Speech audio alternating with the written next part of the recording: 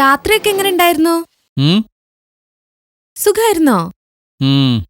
6 മാസം കഴിഞ്ഞിട്ടേ വരുള്ളൂ എന്ന് പറഞ്ഞപ്പോ ഞാൻ കരുതി 7 or 8 മാസം കഴിഞ്ഞിട്ടേ വരുള്ളൂ എന്ന്.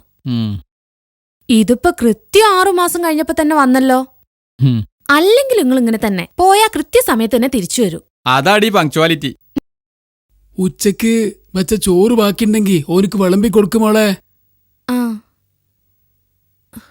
ചോറെടുക്കണോ? ആ, ഉപ്പാന്റെ ഒരു ആഗ്രഹമല്ലേ, മാതാപിതാക്കൾ അനുസരിക്കണല്ലോ.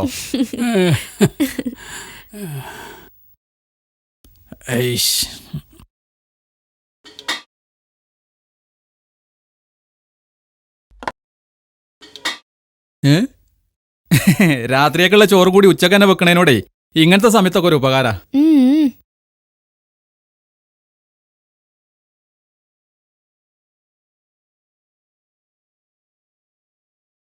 കുറച്ചുകൂടി വെച്ചോ.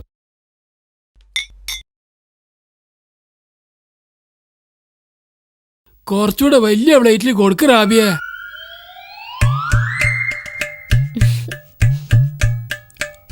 ഇപ്പൊ പറഞ്ഞതിന്റെ ധ്വനി എന്താന്ന് എനിക്ക് മനസ്സിലായി. ആ ജോലി എനിക്ക് ചെയ്യാൻ കഴിയൂല, അതുകൊണ്ട് ഒഴിവാക്കി പോകുന്നത് തന്നെ ഞാൻ. എല്ലാരും കൂടി നിർബന്ധിച്ച് ഒരാളെ ഒരു ജോലിക്ക് പറഞ്ഞേക്കുന്നതിന് മുമ്പ് ആ അയക്കപ്പെടുന്ന ആളുടെ മാനസികവും ശാരീരികവുമായ കാര്യക്ഷമത കൂടി ഒന്ന് വിലയിരുത്തണം. ഒരു ജോലി ചെയ്ത് ഭംഗിയായി പൂർത്തിയാക്കണമെങ്കിലേ ശരീരത്തിന് ഊർജം വേണം. ഊർജം ആ വ്യക്തി കഴിക്കുന്ന ഭക്ഷണത്തിലെ കലോറിയുമായി ബന്ധപ്പെട്ടതാണ്. കാലോറി എന്ന് പറഞ്ഞാലേ ഇവിടെ മണലും മെറ്റലും അടിക്കുന്ന ടിപ്പർ ലോറി അല്ല, അത് മനുഷ്യ ശരീരത്തിലെ ഓരോ കോശത്തിലും അടങ്ങിയിരിക്കുന്ന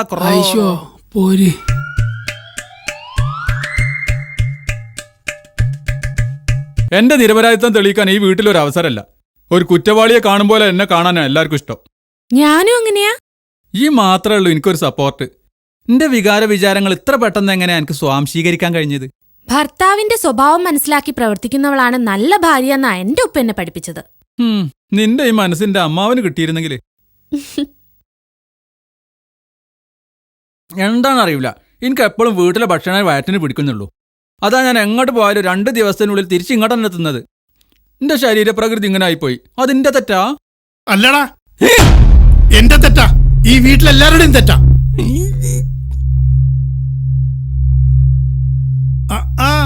ചോറെന്താ ഈ ചെറിയ പ്ലേറ്റിലാക്കിയത്?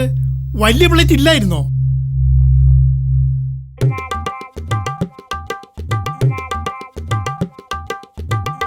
എന്നാ ഈ പ്ലേറ്റ് കഴിച്ചാ മതി.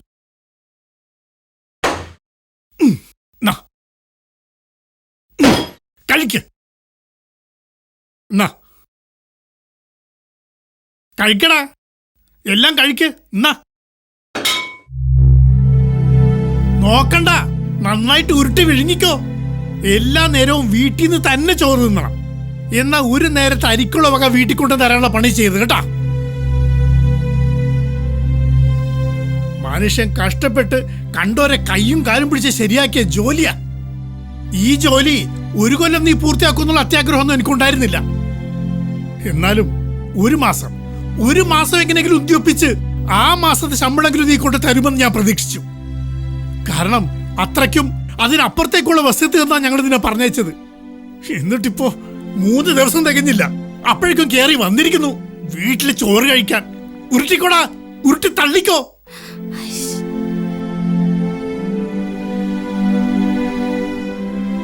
നോക്കണ്ട, പോത്തുപോലെ വളർന്ന മോനെ ചീത്ത പറയുമ്പോ നിങ്ങൾക്ക് വിഷമമുണ്ടാവും. പക്ഷേ ഇവൻ ഇക്കൊല്ലത്തിൽ മടിയനായി വളർന്നതിൽ നിങ്ങൾക്കൊരു വിഷമമില്ലേ? അല്ലെങ്കിലും നിങ്ങളോട് എനിക്കൊന്നും പറയാനില്ല. ഇവനെ നന്നാക്കി എടുക്കാന്ന് കരുതിയല്ലേ ഇവനെ കൊണ്ടൊരു കല്യാണം കഴിപ്പിച്ചത്. എന്നിട്ട് വല്ല മാറ്റം ഉണ്ടായ? ഇപ്പൊ അവൻ എന്താ പറയണത്? ഓനിക്ക് ഭാര്യയെ പിരിഞ്ഞിരിക്കാൻ വയ്യാന്ന്. ഇവനെ കാര്യങ്ങൾ പറഞ്ഞ് മനസ്സിലാക്കി ഒരു മനുഷ്യരാക്കാനുള്ള ഉത്തരവാദിത്തം ഓൾക്കില്ലേ? ഓളെന്താ ചെയ്യണ? ഇവരെ നേരത്തിന് നേരം വെച്ചുളമ്പി കൊടുക്കുക. അതുകൊണ്ട് എനിക്ക് ഓളോട് കുറച്ച് കാര്യങ്ങൾ പറയാനുണ്ട്. റാബിയ, ഇവിടെ വാ.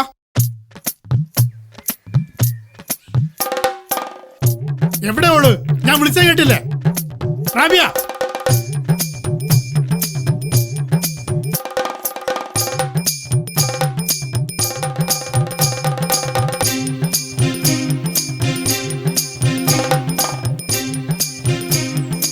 റാബിയ,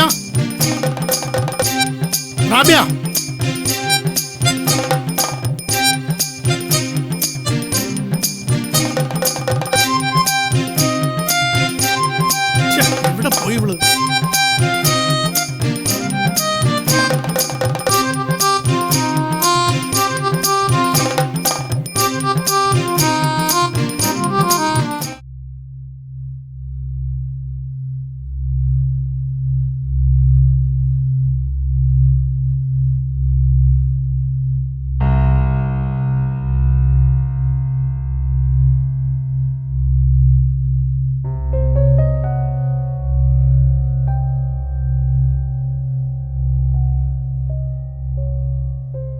കണ്ടില്ല നിങ്ങള്? ഇത്രയൊക്കെ ഞാൻ പറഞ്ഞിട്ടും ഓന്റെ തലന്റെ ഉള്ളിലേക്ക് ഒന്നും കയറിയിട്ടില്ല എന്നതിന്റെ തെളിവാണ് ആ കാണുന്ന ചോറ്റുപാത്രം. ആഹാ, എത്ര കലാപരമായിട്ടാണ് അവൻ ആ ചോറ് വയറ്റിലാക്കിയത്. വേറെ ഏതെങ്കിലും മനുഷ്യനാണെങ്കിൽ ഒരു ഉരുളതിൽ അങ്ങോട്ട് ഇറങ്ങുമോ? കണ്ടില്ല അവന്റെ ഇരുത്തം. ഓ, എന്തൊരു ദുഃഖഭാവം. വിശന്ന് പൊരിഞ്ഞിരിക്കണം തോന്നും പാവം. അല്ല, ഇതിനൊക്കെ ഞങ്ങളെ കുറ്റം പറഞ്ഞാൽ മതി. ഞങ്ങൾക്ക് ആകെയുള്ളൊരു പെങ്ങക്കുണ്ടായ ഒരേ ഒരു ആൺകുട്ടി എന്ന നിലക്ക് ഞങ്ങൾ 2 അമ്മമാരും വല്ലാതെ ഓമനിച്ചങ്ങോട്ട് വളർത്തി. അതിന്റെ ദോഷമായി അനുഭവിക്കണത്. അന്ന് ഞാൻ എൻ്റെ പെങ്ങളായിട്ടല്ല കണ്ടത്, എൻ്റെ ഉമ്മാന്റെ സ്ഥാനത്താണ്. അതുകൊണ്ട് എൻ്റെ മക്കളെ എൻ്റെ മക്കളെ പോലെ ഞാൻ നോക്കിയത്. ഞാൻ മാത്രമല്ല, എൻ്റെ ഇക്കാക്കയും. ഞങ്ങളുടെ മക്കളൊക്കെ ഗൾഫിലായിട്ടും ബിസിനസ്സായിട്ടും നല്ല അവസ്ഥയിലെത്തി. എന്നാൽ ഇവനെ ഒന്ന് നേരെയാക്കാൻ 5-6 കൊല്ലമായിട്ട് ഞങ്ങൾ അമ്മമാർ പാടുപെടണം. തോറ്റുപോയി. ഇവരെ ഒരു ഉപകാരത്തിന് കിട്ടിയില്ലെങ്കിൽ നിങ്ങൾ രണ്ടാളും ഞങ്ങളെ ശപിക്കരുത്.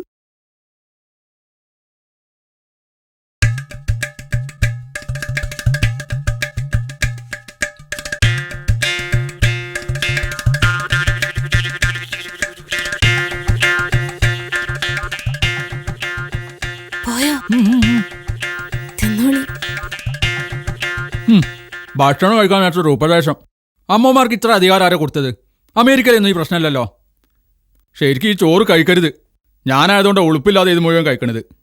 അമ്മമാരെന്തെങ്കിലും വിവരക്കേട് പറഞ്ഞെന്ന് വിചാരിച്ച് ചോറിനോടല്ല നമ്മൾ വാശി പിടിക്കണ്ടേ.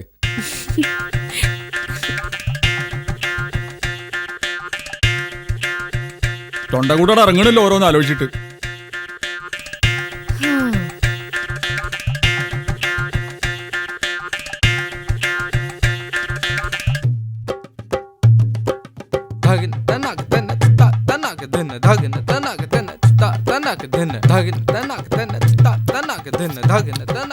ചോറ് വയറ് നിറച്ച് കഴിച്ചില്ലേ മോനെ? ഇങ്ങനെ കഴിച്ചാൽ വയറെന്നറിയോ? വയറ് നിറഞ്ഞില്ലേ വിഷമിക്കണ്ട. അതെന്താ? ഒരു പായസം കൂടി കുടിച്ചാൽ ശരിയാവും. വാ, കൊലായിക്ക് വാ. കണ്ടടി ഉമ്മാന്റെ സ്നേഹം. കൈ ആയിക്കോളി. ഈ ഉമ്മാന്റെ കൂടപ്പറപ്പാണല്ലോ നേരത്തെ ഇവിടെ വന്ന് കുറെ കലമ്പിയത്. നിങ്ങളോടുള്ള സ്നേഹവും ബഹുമാനം കൊണ്ടാ. അല്ലെങ്കിൽ എന്റെ അമ്മോനെന്ന് പറയുന്ന നിങ്ങളെ ആങ്ങളുണ്ടല്ലോ, മുടിയും മീശയും കറുപ്പിച്ച് ഇപ്പോഴും പുതിയാപ്പിളായി നടക്കണ ആ പെരട്ട് മുതുക്കൻ അങ്ങേരിന്റെ തനി സ്വഭാവം കാണുമായിരുന്നു. ഇനി എപ്പോഴാണാവോ നിങ്ങളെ മറ്റേ ആങ്ങളല്ലേ എന്റെ വലിയ അമ്മോൻ, നമ്മളെ കുടുംബത്തിലെ ഗോഡ് ഫാദർ 500 അങ്ങേരുടെ കഥ. അവിടെ നിൽക്ക്. ഈ ഇപ്പൊ പറഞ്ഞ ഗോഡ് ഫാദർ അത് ഞാനാ. നിർത്തണ്ട, ബാക്കി പറ. എന്ത്? അങ്ങേരുടെ കഥ നിർത്തിയില്ലേ, അതിന്റെ ബാക്കി. അമ്മോന്റെ കഥ കേട്ടാ കരഞ്ഞു പോകുന്നു പറയായിരുന്നു. ഇവൻ നന്നാവും നിൽക്കൂടത്തിൽ ആർക്കെങ്കിലും ഉറപ്പുണ്ടോ? ഉണ്ടെങ്കിൽ ഇപ്പൊ പറയണം.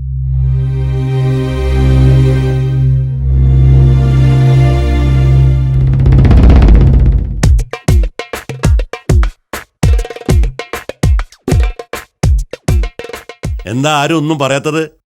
നന്നാവുന്ന ആർക്കും ഉറപ്പില്ലാത്തോണ്ടല്ലേ ആരും ഒന്നും മിണ്ടാത്തത്? നന്നാവുന്ന ഉറപ്പുണ്ട്. ആർക്ക്? എനിക്ക് ഉറപ്പുണ്ട്, ഞാൻ നന്നാവും. ഇപ്പൊ തിന്നുന്ന ചോറിന് പകരോ 2 നേരവും കോഴി ബിരിയാണി ആക്കിയാൽ ഈ ഒന്നും കൂടി നന്നാവും. അതുകൊണ്ട് എൻ്റെ അഭിപ്രായം ഇപ്പൊ അവിടെ എടുക്കുന്നില്ല. ഞാൻ നന്നാവുന്ന റാബിക്കും അഭിപ്രായമുണ്ട്. എന്താ എന്നാ ഓളെ ഇങ്ങോട്ട് വിളിക്ക്. അന്റെ കാര്യത്തിൽ ഓള് ഗ്യാരണ്ടി തരട്ടെ.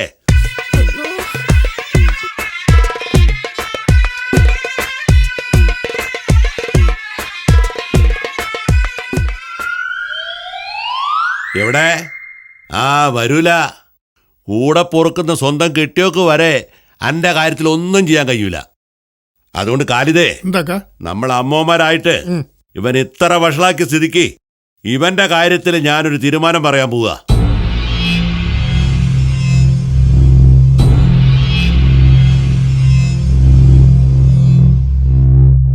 ഇനി ഇന്ത്യയിൽ ഒരു സ്ഥലത്തും ഓനെ ജോലിക്ക് അയക്കണ്ട.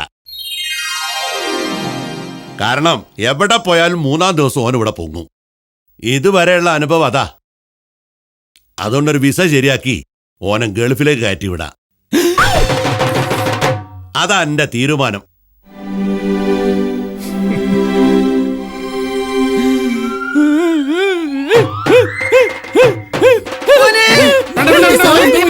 തൊടണ്ട, ആരും തൊടണ്ട, അപസ്മാരമാണ്.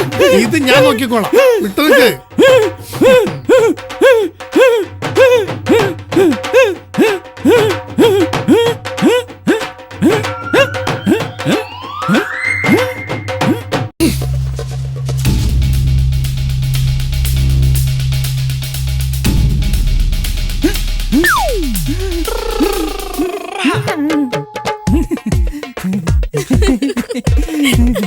എന്താന്നറിയില്ല, പെട്ടെന്ന് സുഖായി. എല്ലാരും കണ്ടല്ലോ, വടി കണ്ടപ്പോ അവന്റെ അപസ്മാരം മാറി. അപ്പൊ അളിയനും പെങ്ങളും കേൾക്കുക, ഓൻക്കുള്ള വിസ ഞങ്ങൾ ശരിയാക്കും. അതുമല്ല ഓൻ ഗൾഫ് പോവും. അവിടെ എത്തിപ്പെട്ടാലേ ഓൻ വിചാരിക്കുമ്പോ അങ്ങോട്ട് ഓടിപ്പോരാൻ കഴിയൂല. അങ്ങനെ ഓൻ നന്നാവുള്ളൂ. ഇത് ഞങ്ങൾ അവസാനത്തെ തീരുമാന. ഇനി ഓന്റെ കണ്ണീരും അപസ്മാരം കണ്ട് നിങ്ങളെ മനസ്സലിഞ്ഞാല് പിന്നെ നിങ്ങളായി നിങ്ങളെ പാടായി. പിന്നെ ഞാൻ ഈ വീട്ടിൽ കാല് കുത്തൂല. ഞാനും.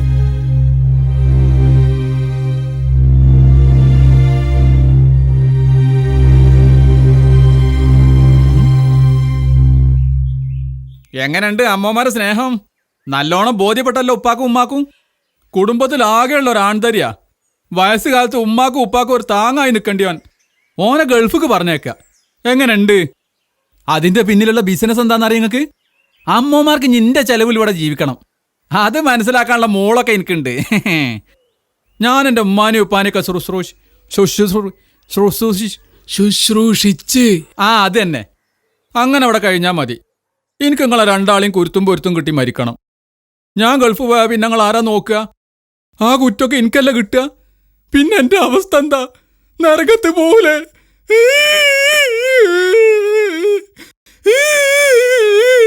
പറ, ഞാൻ നരകത്ത് പോണോ? ഐശോ, ഓ നമ്മളെ മനസ്സ് മാറ്റാൻ മുമ്പേ പതുക്കെ തടിയെടുക്കുക. എനിക്ക് മനസ്സിലായി.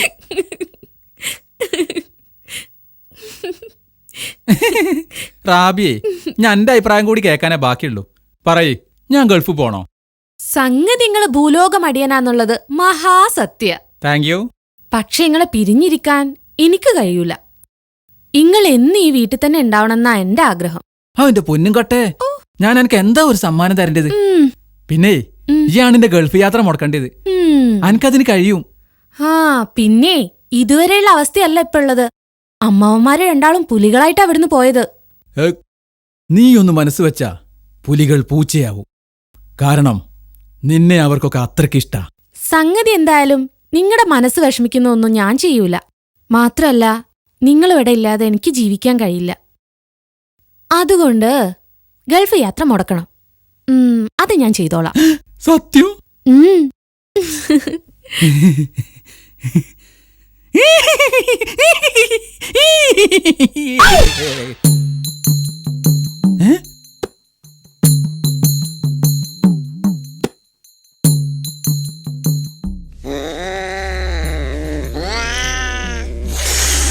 അല്ല അളിയ, എന്താപ്പ എന്റെ കഥ?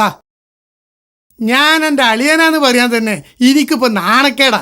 ഒരുത്തം പെണ്ണ് കെട്ടുമ്പോ ആ പെണ്ണിന്റെ ആങ്ങളമാരിൽ നിന്ന് പ്രതീക്ഷിക്കുന്ന തികച്ചും ന്യായമായ ചില ആനുകൂല്യങ്ങളുണ്ട്, കുറെ അവകാശങ്ങളുണ്ട്.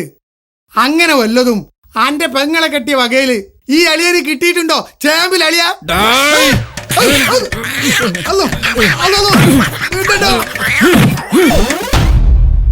എന്താ അളിയ, നാക്കിറക്കി പോയോ? നിങ്ങളെയൊക്കെ സഹകരണം ഇല്ലാതെ അന്റെ പെങ്ങളെ കാലാകാലവും തീറ്റിപ്പോറ്റാന്ന് ഞാൻ മുദ്രപേപ്പറിൽ എഴുതി ഒപ്പിട്ട് വന്നിട്ടൊന്നുമില്ല. ഈ പറഞ്ഞതൊക്കെ ഞാൻ കേട്ടു. എനിക്ക് വല്ലതും കിട്ടാൻ വേണ്ടിയിട്ടല്ല ഞാൻ ഈ പറയുന്നത്. കിട്ടണ്ടാന്നും അതിനർത്ഥല്ല.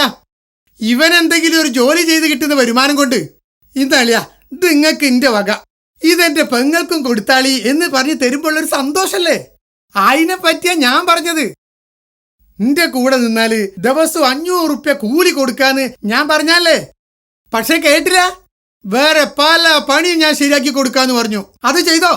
ഇപ്പൊ അവസാനോ ഓന്റെ എല്ലാ നിബന്ധനകളും അനുസരിച്ചുള്ള ഒരു പണി അമ്മമാർ ശരിയാക്കിയപ്പോ ഞാൻ കുറെ സ്വപ്നം കണ്ടുപോയി. എവിടെ റബ്ബർ പന്ത് പോലെ ഇവിടെ തന്നെ വന്ന് വീണില്ലേ. അതോ ഈ ഞാനെ കുറ്റം പറയണ്ട. കഴിഞ്ഞതൊക്കെ കഴിഞ്ഞു. ഞാൻ എൻ്റെ ആഗ്രഹം പോലത്തെ ഒരു അളിയനാകാൻ പോകുക ഓൻ. അതെന്താ അളിയന്മാർക്കുള്ള വല്ല കോഴ്സ് തുടങ്ങാൻ പോകണ്ടോ ഗവൺമെന്റ്? അല്ലോ ഗൾഫ് പോവാണ്. അളിയാ എന്നോട് ക്ഷമിക്കണ്ട അളിയാ, ഒന്നും മനസ്സിൽ വെക്കരുത്. സോറി അളിയാ. ഗൾഫിൽ ഒരു അളിയ ഉണ്ടാകുന്ന വെച്ചാല് അതിനേക്കാൾ വലിയ എന്ത് നേട്ടമുള്ളത്? ഔ യാ ഗൾഫിൽ വരുന്ന ഒന്ന് ആലോചിച്ച് നോക്കിയാ. ഗൾഫിൽ പോണതല്ല ആദ്യം ആലോചിക്കേണ്ടി തൊരപ്പൻ അളിയ. കണ്ടോ കണ്ടോ, ഓ നല്ല ഹരത്തിലാ. ആരെ വിസ ശരിയാക്കി? എപ്പോഴാവും പോണത്? അതൊക്കെ നമുക്ക് വിശദമായിട്ട് പറയാ. ജഡാത്തേക്ക് വാ, ചായ പിടിച്ചിട്ട് നമുക്ക് ബാക്കി സംസാരിക്കാം.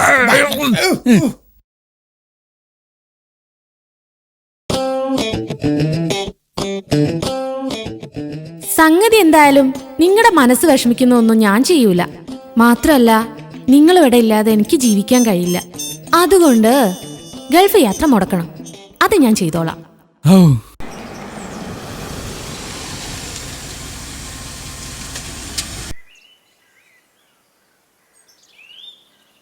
നിസാറിന്റെ വിസന്റെ കാര്യം പെട്ടെന്നൊന്ന് ശരിയാക്കണം.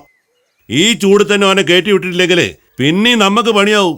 നമ്മുടെ കുട്ടികളുണ്ടല്ലോ ഖത്തറിലോ അബുദാബിയിലോ ഒക്കെ, ഒരു വിസ ശരിയാക്കാൻ ഓർക്ക് വല്ല പ്രയാസമൊന്നും ഉണ്ടാവില്ല. അത് ശരിയാ. നിസാറിന് പണിയൊന്നും എടുക്കാതെ കയറി കിടക്കാൻ സ്ഥലം കിട്ടുമല്ലോ. ഇക്കെന്താ അങ്ങനെ പറഞ്ഞത്? നിസാറിനെ എനക്കറിയില്ലേ, ഇവിടെ നമ്മളെ വെള്ളം കുടിപ്പിക്കുന്നതിന് പകരം ഗൾഫിലെ നമ്മളെ മക്കളെ വെള്ളം കുടിപ്പിക്കാൻ എന്തിനാ അങ്ങോട്ട് അയക്കണത്? അല്ല, നമ്മളെ കുടുംബക്കാരുമില്ലാത്ത സ്ഥലം ഏതാ ഉള്ളത്? കുവൈത്തിൽ നമ്മുടെ കുടുംബക്കാരുമില്ല. ഈ നാട്ടിൽ നിന്ന് തന്നെ കുവൈത്തിൽ ഒരൊറ്റ ആളേ ഉള്ളൂ. അതാരാ? നമ്മുടെ മുഹമ്മദ് ഹാജിന് മൂത്തമ്മൻ ഷബീർ. ഓന്റെ നമ്പറൊന്നും നിസാറിന് വാങ്ങിക്കൊടുക്കല്ലേ. ഒറ്റയ്ക്ക് ജീവിച്ച് കണ്ണു തെളിയട്ടെ. കുവൈത്തിലേക്ക് വിസ കിട്ടാൻ വലിയ പാടാ. പൈസ എത്ര കൊടുത്തിട്ടായാലും വേണ്ടില്ല, അതിനുള്ള ഏർപ്പാട് ചെയ്യണം. ലക്ഷങ്ങൾ കൊടുത്ത് വിസ വാങ്ങിയിട്ട് അവസാനം പഹയം പോകില്ലെന്ന് പറഞ്ഞാൽ പിന്നെന്ത് ചെയ്യും? അതൊരു പ്രശ്നമാണ്. ഞാൻ ആലോചിച്ചിട്ട് ഓനെ തള്ളിയിടാൻ ഈ ലോകത്ത് ഒരാൾക്കേ കഴിയൂ, റാബിയാക്ക്. പക്ഷേ ഓളത് ചെയ്യുമെന്നറിയില്ല. സംഗതി എന്തൊക്കെ ആയാലും ഓര് തമ്മിൽ വലിയ സ്നേഹത്തിലാ. തൽക്കാലത്തേക്ക് ഓര് തമ്മിലുള്ള സ്നേഹം ഒന്ന് പൊളിക്കണം. അതിന് ഞാനൊന്ന് മെനക്കെട്ട് നോക്കട്ടെ. ഞാൻ ഇത്ര നേരം പറഞ്ഞതൊന്നും എൻ്റെ ജീവിതത്തിൽ ദോഷമുണ്ടാക്കുന്ന കാര്യങ്ങളല്ല, ഈ കുടുംബത്തിൽ അന്തസ്സുണ്ടാക്കുന്ന കാര്യങ്ങളാണ്. ഞങ്ങളൊക്കെ ഉണ്ടാവുമ്പോഴുള്ള ജീവിതമല്ല ഈ കാണേണ്ടത്. ഞങ്ങളൊന്നും ഇല്ലാത്തൊരു ദിവസം വരും, അന്ന് ഈ അധ്വാനിക്കാൻ ഇറങ്ങേണ്ടി വരും. കണ്ടോരോ അടുക്കള പണി ചെയ്ത് മക്കളെ പോറ്റേണ്ട അവസ്ഥ വരും എനക്ക്. അതില്ലാത്തൊരവസ്ഥ ഉണ്ടാവണമെങ്കിൽ ഈ ഇപ്പോൾ ഒരു ഉറച്ച തീരുമാനം എടുക്കണം. ഇനി അതും പോലെ എൻ്റെ ജീവിതത്തിൻ്റെ സമാധാനം കിടക്കണത്.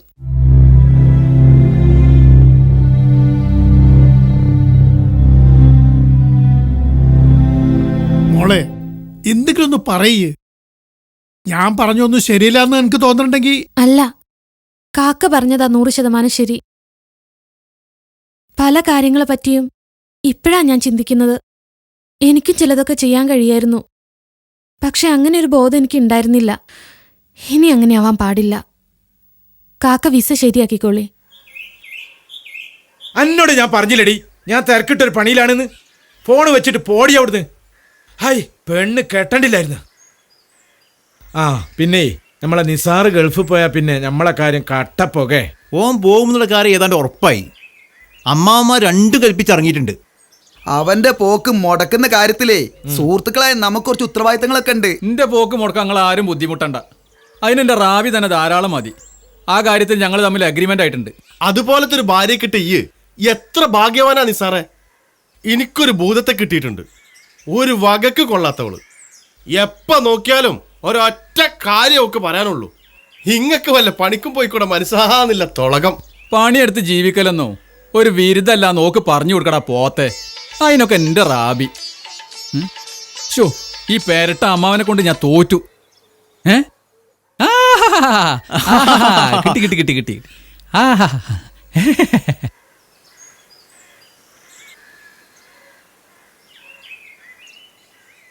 റാബിയാ? ഓ റാബി. ഓ ആ ദാ നല്ല 1-ാം നമ്പർ പോയ മീന് ഉഷാറായി വെച്ചോ. കറി വെക്കാനുള്ളതായി. ചോറും ഈ മീനിട്ട് തന്നെ വെച്ചാ മതിയോ? ആക്കല്ലേ.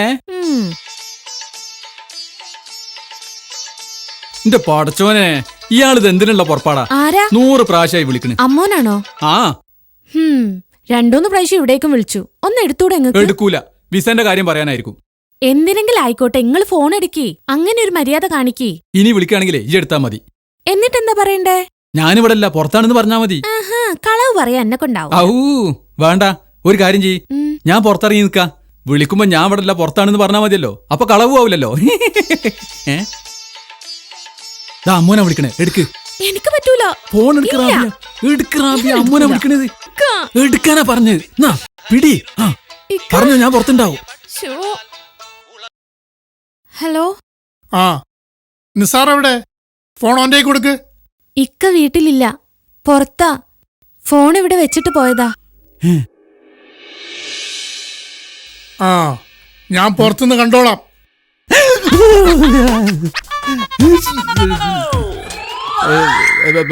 ഞാന് mobile recharge, full talk time, balance ഉണ്ടായിരുന്നില്ല.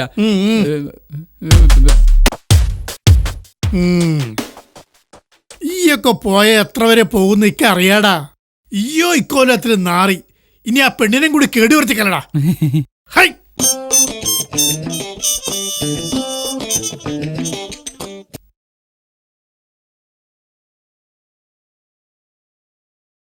നിങ്ങൾ കേക്കണം. ഇവന് ഞാൻ ഇന്ന് വിളിച്ച ഫോണിന് കയ്യും കണക്കൂല. പക്ഷെ അവൻ ഫോൺ എടുക്കൂല. ഗൾഫിൽ പോകാതിരിക്കാൻ ഇപ്പൊ അവനൊരു പുതിയ അടവിറക്കിയിരിക്കണ്. ഓനിക്ക് അറബി അറിയില്ലാന്ന്. എങ്ങനെയുണ്ട്? അതൊക്കെ അവിടെ എത്തിയിട്ട് പഠിക്കലല്ലേ എല്ലാവരും. പക്ഷേ ഓനത് ശരിയാവൂലെന്ന്. എന്നാ പിന്നെ ആ പ്രശ്നം പരിഹരിക്കാന്ന് വെച്ച് ഞാനും വിസ കിട്ടുന്നവരെ ഒരു ഉസ്താദിനെ വെച്ച് ഇവന് ട്യൂഷൻ എടുക്കാനുള്ള ഏർപ്പാടാക്കി. എന്റെ വീട്ടിൽ നിന്ന് പഠിച്ചാൽ മതി. എന്നിട്ട് ഇന്ന് രാവിലെ മുതൽ ഞാൻ ഉസ്താദ് ഇവനെ കാത്തു നിൽക്കുക പഠനം തുടങ്ങാൻ. എവിടെ ഇവൻ വരുമോ? കുറെ കാത്തു നിന്നിട്ട് ഉസ്താദ് തിരിച്ചുപോയി. പക്ഷേ നാളെ രാവിലെ മൂപ്പര് വീണ്ടും വരും 9 മണിക്ക്. ആ സമയത്ത് നിസാർ എന്റെ വീട്ടിലില്ലെങ്കിൽ പിന്നെ ഞാൻ വരുന്നത് വർത്താനം പറയാനായിരിക്കൂല. നല്ലോണം ഓർത്തോ. ഇവിടെ നോക്കടാ. ഞാൻ പോണതിന് മുമ്പ് എനിക്ക് നിങ്ങൾ പറയാനുണ്ടെങ്കിൽ പറഞ്ഞോ. ഞാൻ ഗൾഫ് പോണത് റാബിയക്ക് ഇഷ്ടല്ല.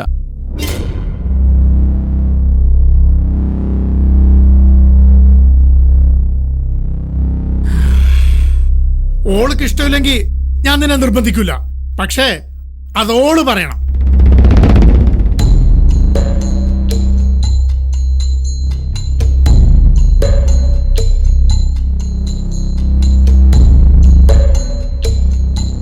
റാബി, എന്റെ അഭിപ്രായം കേട്ടിട്ട് വേണം എനിക്ക് പോകാൻ. ഗൾഫിൽ പോവാതെ ഇവിടെ തെണ്ടി തിരിയാൻ ഞങ്ങളെ പ്ലാൻ. എനിക്ക് മടുത്തു. ഒരു ജോലിയും ചെയ്യാതെ ഇങ്ങനെ നടക്കാൻ നാണല്ലേ നിങ്ങക്ക്? ഈ പരിസരത്ത് എവിടെങ്കിലും ഉണ്ടോ നിങ്ങളെ പോലെ ഒരുത്തൻ? ഇവരുടെ ഒക്കെ കാലം കഴിഞ്ഞ എന്ത് കണ്ടിട്ടാ, ആര് വിശ്വസിച്ചാ ഞാൻ ജീവിക്കുക? ഈ ബാപ്പാന്റെ ഉമ്മാന്റെ അമ്മാവന്മാരുടെ മനസ്സ് വേദനിക്കരുത് കരുതിയിട്ടാ ഇത്രയും നാള് ഞാൻ ഇവിടെ ക്ഷമിച്ചു നിന്നത്. ഇതിനേക്കാൾ നല്ലതേ ഒരു ഭർത്താവില്ലാതെ ജീവിക്കുന്നതാ എനിക്കിഷ്ടം.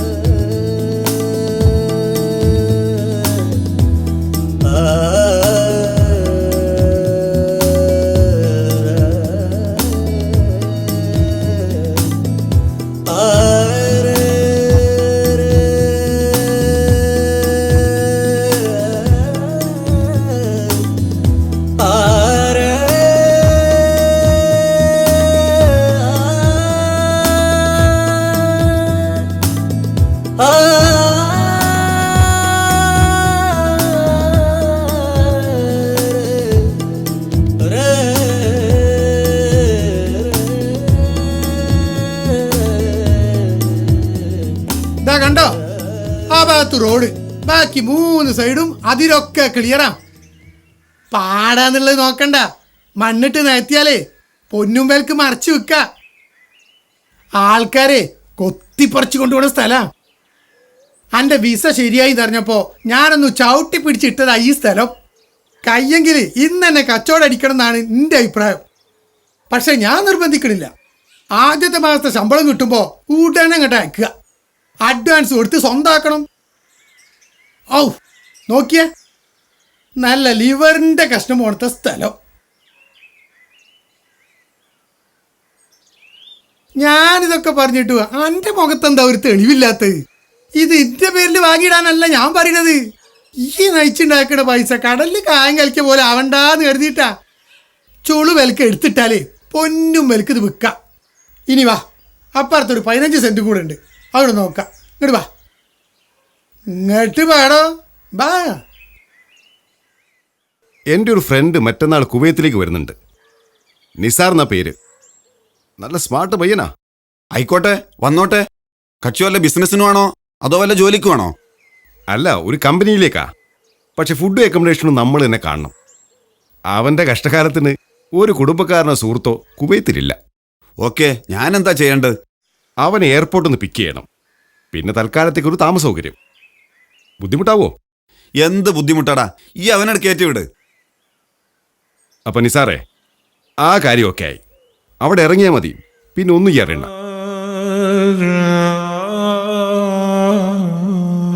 ഒന്ന് സന്തോഷിക്കടോ, ടെൻഷൻ അടിക്കണ്ട. ആദ്യമായിട്ട് പോകുമ്പോൾ മനസ്സിന് പിടിച്ചാൽ കിട്ടൂല. എല്ലാവരുടെ അനുഭവ. പിന്നെയൊക്കെ അങ്ങോട്ട് ശരിയാവും. B positive man.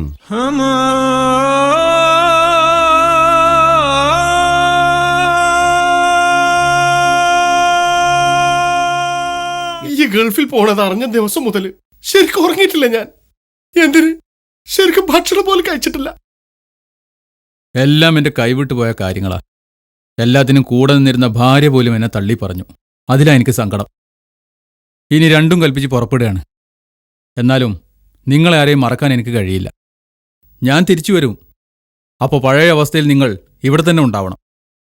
ഇനി മുതൽ നിങ്ങൾ കാശിനു വേണ്ടി വീട്ടുകാരുടെ മുമ്പിൽ കൈനീട്ടരുത്. എൻ്റെ മാസശമ്പളത്തിൻ്റെ പകുതി ഓരോ മാസവും ഞാൻ നിങ്ങൾക്ക് അയച്ചു തരും. അതുകൊണ്ട് നിങ്ങൾ അടിച്ചുപൊളിച്ച് ജീവിക്ക്. ഇതെൻ്റെ ഒരു പ്രതികാരം കൂടിയാണ്. എൻ്റെ അമ്മാവന്മാരോടും വീട്ടുകാരോടുമുള്ള പ്രതികാരം.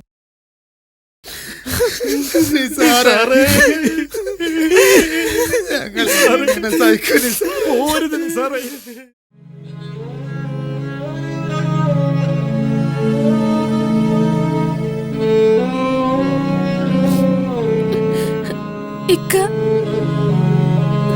ഇങ്ങക്ക് എന്നോടൊന്നും പറയാനില്ലേ?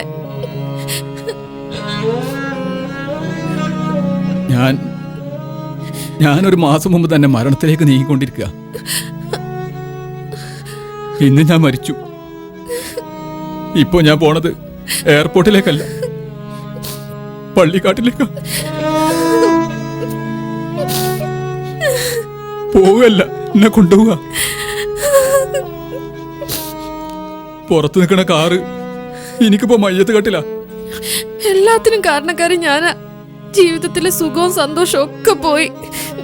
എനിക്കൊരു അപേക്ഷയുള്ളൂ, എന്നെ വെറുക്കരുത്, എന്നെ ശപിക്കരുത്. നല്ലത് മാത്രമേ ഞാൻ ആഗ്രഹിച്ചിട്ടുള്ളൂ. ഞാൻ കാത്തിരിക്കും ഇക്ക തിരിച്ചു വരുന്ന ദിവസത്തിനു വേണ്ടി.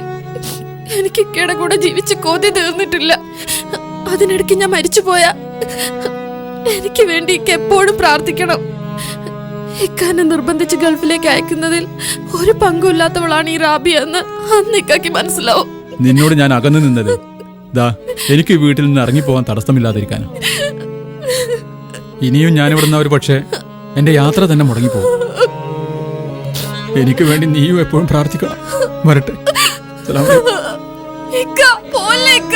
ഒരു 5 മിനിറ്റൂടെ ഞാൻ ഇക്കാനെ കാണട്ടെ. ഒരു 5 മിനിറ്റൂടെ ഞാൻ എന്റെ ഇക്കാനെ കാണട്ടെ. എനിക്ക് ഇക്കാനെ കണ്ട് കൊതി തീർന്നിട്ടില്ല. ഇക്ക പോലെ ഇക്ക.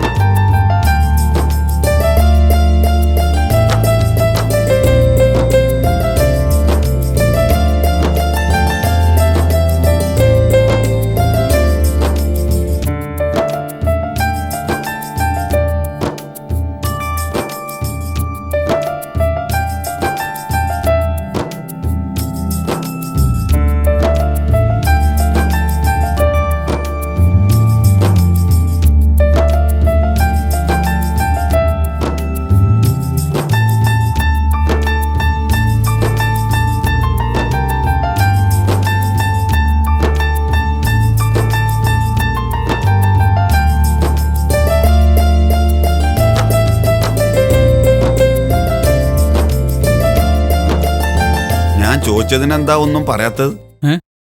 എന്താ ചോദിച്ചത്? ഗൾഫ് കണ്ടിട്ട് എന്താ തോന്നുന്നത് എന്ന്.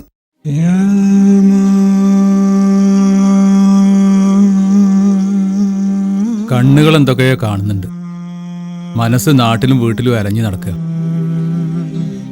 കാലം മാറി, ടെക്നോളജി മാറി, മനുഷ്യൻ മൊത്തത്തിൽ മാറി. പക്ഷേ യാത്ര പുറപ്പെടുന്ന ഓരോ ഗൾഫുകാരനും ഇന്നും ജഡമായിട്ടാണ് വീട്ടിൽ നിന്ന് ഇറങ്ങുന്നത്.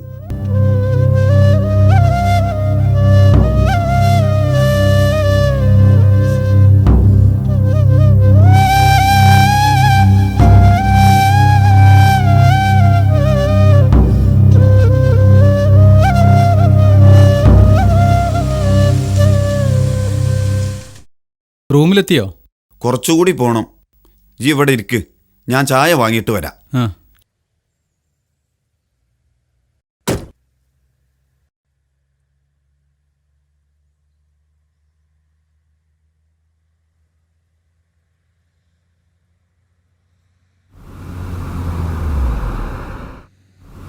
ഇവിടെ എത്തിയ വിവരേ നാട്ടിലേക്കൊന്ന് വിളിച്ചു പറഞ്ഞോളാ. നമ്പറിന്റെ മുമ്പ് 0091 അടിക്കാൻ മറക്കണ്ട.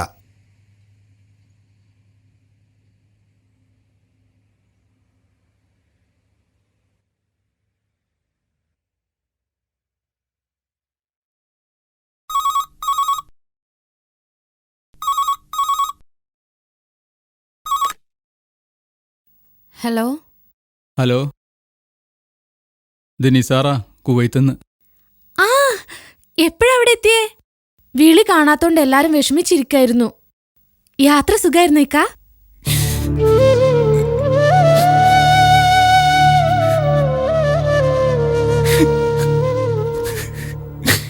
എല്ലാരും കൂടി ഞങ്ങൾ കാറ്റിവിട്ടപ്പോ സന്തോഷായില്ലേ?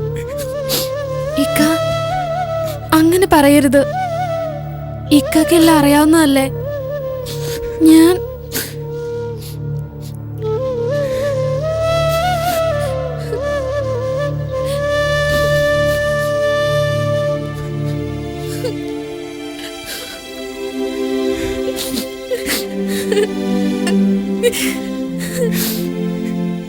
ഇവിടെ ഞാൻ ഒറ്റപ്പെട്ടു പോയി. എനിക്കാരുമില്ലാതായി. നിങ്ങളൊക്കെ എത്ര ദൂരത്താ? എനിക്കിവിടെ നിൽക്കാൻ കഴിയണില്ല.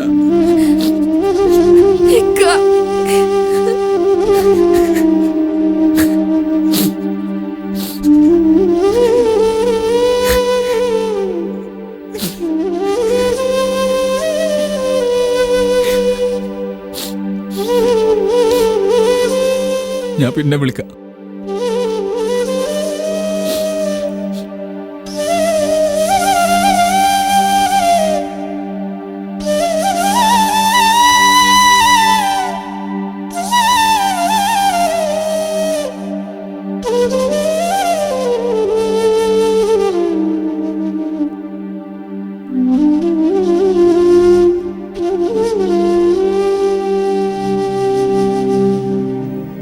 ചായ കുടിക്ക്.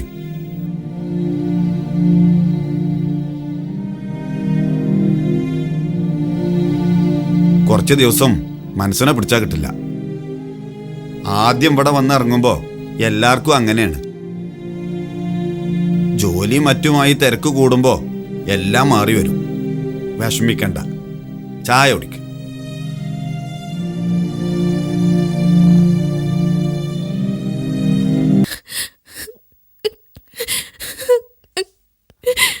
മോള് കരയണ്ട. ഓനേതായാലും അവിടെ എത്തിയില്ലേ. എന്റെ കാരണം കൊണ്ടൊക്കെ പോയത്. അല്ല മോളെ, എന്താ സംഭവിച്ചെന്ന് നമുക്കൊക്കെ അറിയാവുന്നല്ലേ. ഇനി അതൊന്നും ആലോചിച്ച് വിഷമിക്കണ്ട. ഞങ്ങൾക്കൊക്കെ വിഷമല്ലാത്തോണ്ടാ. എന്റെ ആങ്ങളമാര് ചെയ്തതൊക്കെ നമ്മളെ കുണത്തിനാണ് മോളെ. ഈ അങ്ങനെ സമാധാനിക്ക്. വാ, എന്തെങ്കിലും ഒന്ന് കഴിക്കാൻ നോക്ക്. വാ, ഒക്കെ ശരിയാവും മോളെ. കരയരുത്.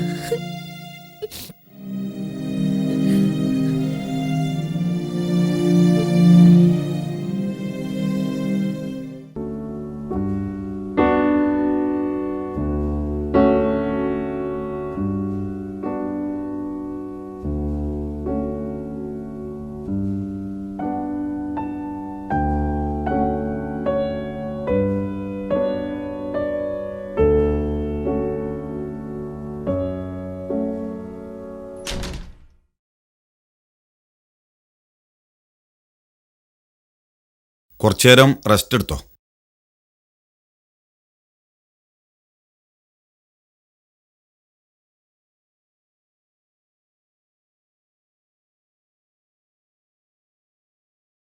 ഞാൻ കയ്യണവും നേരത്തെ വരാ. ഇവിടെ ഒരാൾ ഉറങ്ങണുണ്ട്. മൂപ്പര് കുറച്ച് കഴിഞ്ഞാൽ നീക്കും. ഈ കുറച്ച് റെസ്റ്റ് എടുക്ക്.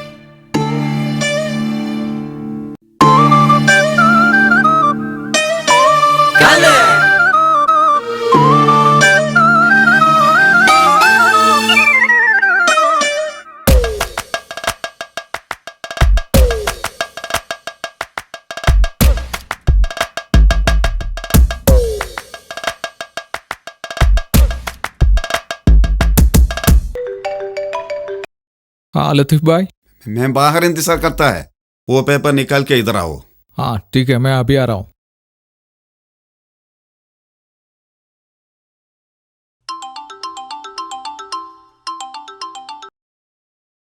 അല്ല, ആ സൂപ്പിയെ, ഈ റൂമിൽ ഒരു സംഗീത വിദ്വാനെ കാണുന്നുണ്ട്. ആരാണെന്ന് മനസ്സിലാവുന്നില്ല. ആ അത് എനിക്ക് വേണ്ടപ്പെട്ട ഒരാളാ. ഓക്കേ, ഓനെയും കൂട്ടി ഒന്ന് പുറത്തിറങ്ങിയിട്ട് വേഗം കേറിക്കോളി. അവന്റെ കയ്യിൽ കാശ് വല്ലതും കാണുമോ? ഇന്ന് രാവിലെ ഇവിടെ വന്നിറങ്ങിയ മനുഷ്യന്റെ കയ്യിൽ ഇവിടുത്തെ ദീനാറുണ്ടാവോ? ഓ, അപ്പ റിസ്ക് ആയിരിക്കും. അനക്ക് വരുന്ന ചെലവ് ഈ അവിടെ എഴുതി വച്ചോ. ദയവ് ചെയ്ത് ഈ ഓനോട് പൈസന്റെ കണക്ക് പറയരുത്, അത് ഞാൻ തരാം. ഓക്കെ, ശരി എന്നാല്.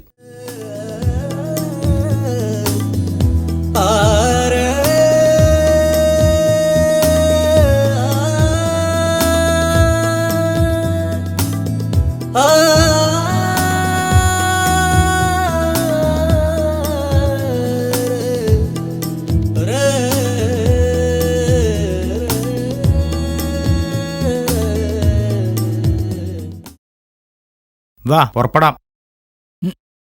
എങ്ങട്ട്? പുറത്തൊന്ന് കറങ്ങി വരാം. ഞാൻ ഭയങ്കര യാത്രാക്ഷീണത്തിലാ, എനിക്ക് കുറച്ച് ഉറങ്ങണം. അതൊന്നും പറഞ്ഞാൽ പറ്റില്ല, ലത്തീഫായി പ്രത്യേകം പറഞ്ഞതാ.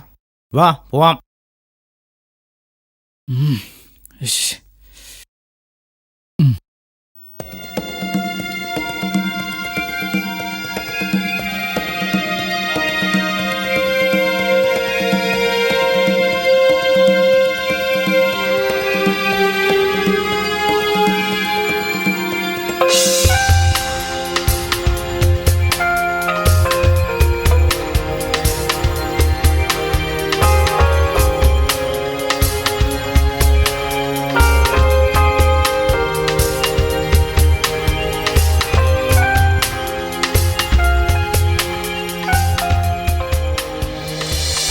നോക്ക്, ഈ ഈന്തപ്പനല്ലേ ഇത് ഗൾഫിൽ മാത്രമേ ഉണ്ടാവുള്ളൂ, നമ്മുടെ നാട്ടിലുണ്ടാവില്ല. ഈ ഏരിയയിലൊക്കെ നല്ല കാറ്റാ. ഇതാ ഇങ്ങോട്ട് നോക്ക്, ഇത് ഇവിടുത്തെ ഒരു ഓഫീസാ. ഓഫീസ് എന്ന് പറഞ്ഞാൽ വലിയൊരു ഓഫീസ്. അല്ല നോക്ക് നോക്ക് നോക്ക്, ആ ബിൽഡിംഗ് നോക്ക്. എത്ര നിലയല്ലേ അതൊക്കെ പിന്നെ എണ്ണ വാ വാ വാ വാ വേഗം നടക്ക്. ആ എന്താ രസം.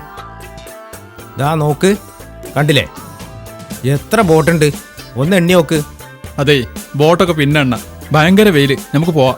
എന്നാ വാ വേറെ സ്ഥലത്തേക്ക് നീങ്ങാം. ഇപ്പൊ കുവൈത്തിന്റെ ഒരു തുമ്പ് മാത്രമേ നമ്മൾ കണ്ടിട്ടുള്ളൂ, ഒരുപാട് കാണാണ്ട്. ഒന്നും കൂടി സ്പീഡാക്കേണ്ടി വരും. അതായത് ഞാൻ പറഞ്ഞു വരുന്നത്, പൊന്നാര സുഹൃത്തെ, ഈ വെയിൽ കൊണ്ട് എനിക്ക് നടക്കാൻ വയ്യ, നമുക്ക് റൂമിലേക്ക് മടങ്ങാം. എന്നാ വാ നല്ല വേറെ സ്ഥലം കാണിച്ചാൽ. ഇതൊക്കെയാണ് കാണേണ്ട സ്ഥലം. ഇതാ അങ്ങോട്ട് നോക്ക്, എവിടെ നോക്കിയാലും ബിൽഡിങ്ങിന്റെ കൂട്ടം. കണ്ടോ കണ്ടോ കണ്ടോ, ഇവിടുത്തെ 1-ാം നമ്പർ ബിൽഡിംഗ് ആണ്. ഇതുപോലെ വേറൊന്ന് കാണാൻ കഴിയൂല. അങ്ങോട്ട് നോക്ക്, അതിനേക്കാളും വലുതൊന്ന്, അതിനപ്പുറം വേറൊന്നില്ല ഇവിടെ. ആ ഇനി വാ വേഗം നടക്ക്. ഈ ഇവിടെ നിക്ക്, എങ്ങോട്ടും പോകരുത്. എനിക്ക് ചെറിയൊരു കാര്യമുണ്ട്. ഞാൻ അവിടെ ഒറ്റക്ക് നിൽക്കൂല, എനിക്ക് ഇവിടെ പരിചയമില്ല. ഈ അവിടെ നിക്ക്, പോയല്ലെന്ന് ഇപ്പൊ വരെ ഈ അവിടെ നിൽക്കുന്നു.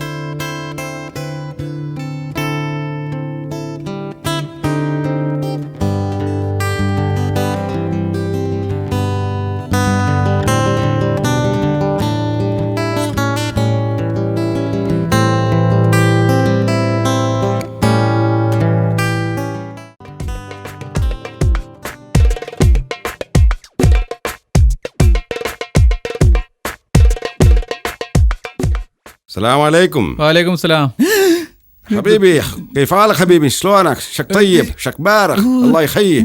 يا لا كيف انت؟ ليش انت زاريني؟ انت يجي من هندي ولا بنغالي؟ എന്ത് പറഞ്ഞിട്ട് അവിടുന്ന് മുങ്ങ? انت اول مره يجيني كويت؟ معليش، لا ما في مشكله، ما في خب بلا شيخ. انت 100 كل هندي كل بنغالي كل شيء يعني كويت، ما في مشكله، ما في خب شيء. انت ليش فكر؟ ഉലായിക്ക. ഉലായിക്ക? അല്ല ആവുലായി. هاولاي؟ فضل فضل فضل فضل ذلك ما شاء الله. ഫയലു. شنو كلام هذا؟ പൊന്നാര അറബി, നിങ്ങൾ പറയണേനെ ലൊമീർ എങ്ങോട്ടാ മടങ്ങണെന്ന് എനിക്കറിയില്ല. ഞാനിവിടെ ആദ്യമായിട്ടാ വരുന്നത്. വന്നവൻ ഏതോ ഒരു വൃത്തികെട്ടവൻ ഈ നാട് മുഴുവൻ നടത്തി ചിന്ന വിട്ടിട്ട് പോയതാ. ഞാനെന്തെങ്കിലും പറഞ്ഞതിൽ തെറ്റുണ്ടെങ്കിൽ എന്നോട് ക്ഷമിക്കണം. ما في مشكلة حبيبي، الله يخليه، الله كريم إن شاء الله، كل زين خير إن شاء الله. بعد ممكن إن شاء الله كل خير. مع السلامة.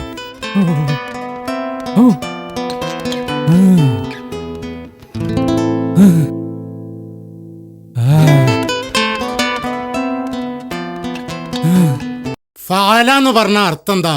അവൻ ചെയ്തു. അങ്ങനെയല്ലല്ലോ ഞാൻ എന്നെ പഠിപ്പിച്ചത്. ഫഅല എന്ന് പറഞ്ഞാൽ അവനൊരു പുരുഷനാരോ അവൻ ഫിയോയിലിനെ ചെയ്തു, അങ്ങനെ തന്നെ പഠിക്കണം. മനസ്സിലായോ? ഇതുപോലെ ബാക്കിയുള്ള ഓരോന്നും നാളെ അർത്ഥം വെച്ച് തരണം, അല്ലെങ്കിൽ എന്റെ ഇറച്ചി ഞാൻ ചൂടാക്കും. എന്റെ അമ്മ പ്രത്യേകം പറഞ്ഞതാ. എന്ത് ഇറച്ചി ചൂടാക്കാനോ? അല്ല, ഈ വലിയ വളവനാണ്, അതെന്റെ അടുത്ത് വേണ്ട. മനസ്സിലായില്ലേ? അത് പോട്ടെ. അല്ല, ഇപ്പൊ കുവൈത്തേക്കല്ല പോണേ? ഈ കുവൈത്ത് എന്ന് പറഞ്ഞ സൗദിയിലാ? അല്ല, ഗൾഫിലാ. ഇന്ന് നമ്മൾ പഠിക്കാൻ പോണേ ഇല്ലത്തിന്റെ ഫ്യോയിലിനെ പറ്റിയാ. ഇല്ലത്തിന്റെ ഫീലിനെ പറ്റി കേട്ടിക്കണേ? ഇല്ലത്തെ വാസുദേവ നമ്പൂതിരിനെ പറ്റി കേട്ടിട്ടുണ്ട്. മൂർത്താവിലൊന്നും തരും ഞാൻ. കളിയാക്ക?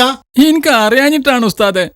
അതായത് ഒരു ഫ്യോയിലിന്റെ അവസാന അക്ഷരം അലിഫ്, വാവ്, യാ എന്നിവയിൽ ഏതെങ്കിലും ഒന്നായാൽ അതിനെ ഇല്ലത്തിന്റെ ഫ്യോയില് എന്ന് പറയും.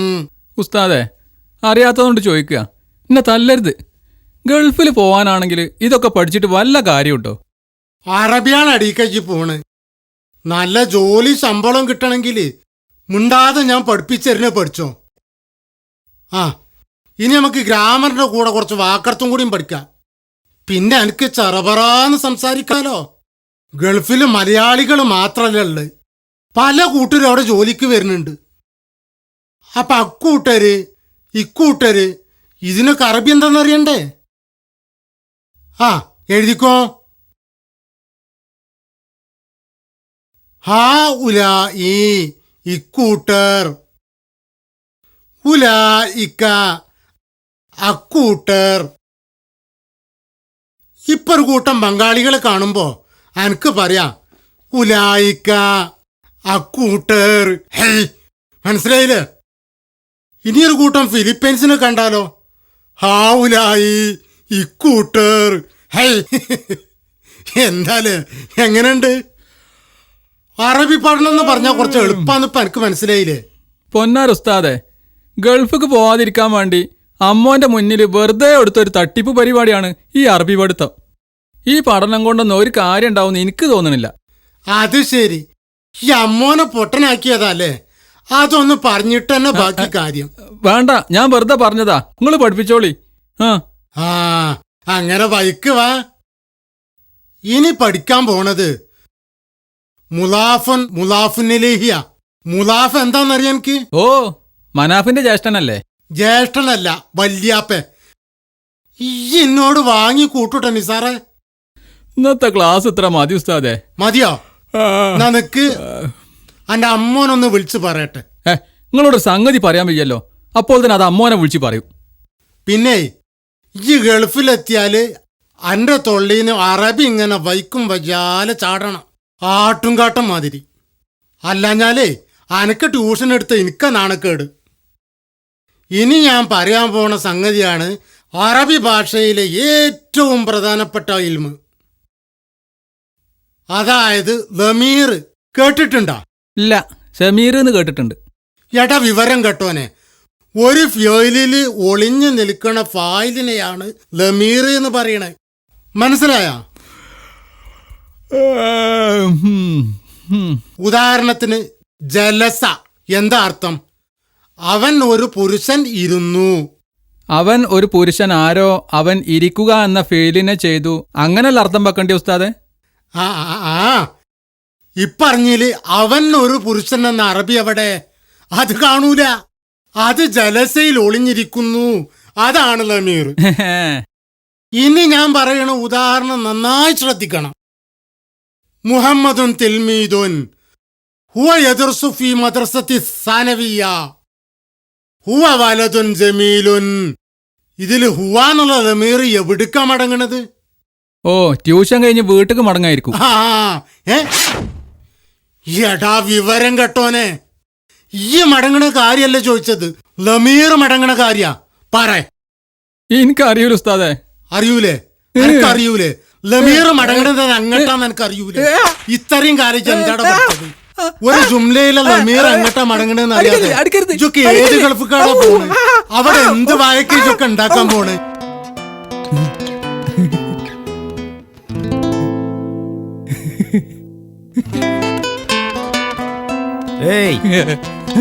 എന്താപ്പത്? അല്ല, നിങ്ങൾ ഇനിയോ? ഞാൻ വേറെ ഏതോ അറബിയാണെന്ന് വിചാരിച്ച് പേടിച്ചു പോയി. എന്നാ നടക്ക്, പോവാം. ഓ, ഇനി ആവില്ലേ, നമുക്ക് റൂമുക്ക് മടങ്ങാം.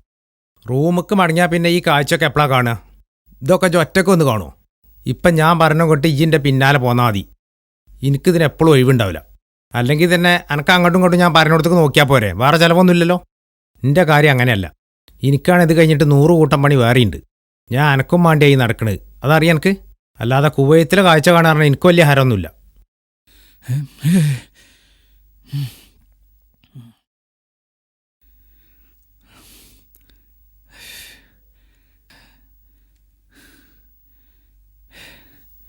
എന്താ ഇപ്പത്? വേഗം പോവാൻ പായി. ഇനി എത്ര സ്ഥലം കാണാൻ ബാക്കിയുണ്ടെന്ന് അറിയോ? എനിക്ക് ഡ്യൂട്ടിക്ക് പോകണം. കാഴ്ചകളൊക്കെ കണ്ട് മതി, എനിക്ക് വയ്യ. എനിക്കൊരു ചായ വേണം. ചായേ? ഇവിടെ ചായക്കെന്താ വില എന്നറിയോ? നാട്ടിലെ 20 ഉറുപ്പ്യാണ്. അതുകൊണ്ടേ പുറത്തെ ചായ കൂടിയൊന്നുമില്ല. ഒക്കെ റൂമിൽ പോയിട്ട് മതി. വാ. ചായ കിട്ടാതെ ഞാൻ വരൂല. എന്നാ പിന്നെ ചായ കുടിച്ചിട്ട് റൂമിലെത്തിക്കോ, ഞാൻ പോവാ. എന്നാ അതിന്റെ പൈസ എങ്കിലും കൊണ്ടാടാ ദുഷ്ട. ഞാൻ പൈസ എടുക്കാൻ മറന്നുപോയി.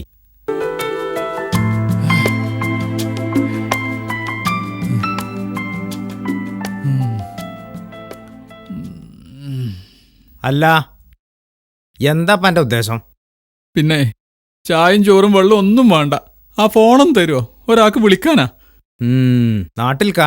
അല്ലല്ല, ഇവിടെ ഉള്ള ആൾക്കാ. ഇവിടെ ലോക്കൽ കോളിന് 40 ഫിൽസാ. അതായത് നാട്ടിലെ 8 ഉറുപ്പ്യ. എന്നാ ബാലൻസൊക്കെ ഞാൻ ചെക്ക് ചെയ്യുന്നുണ്ട്.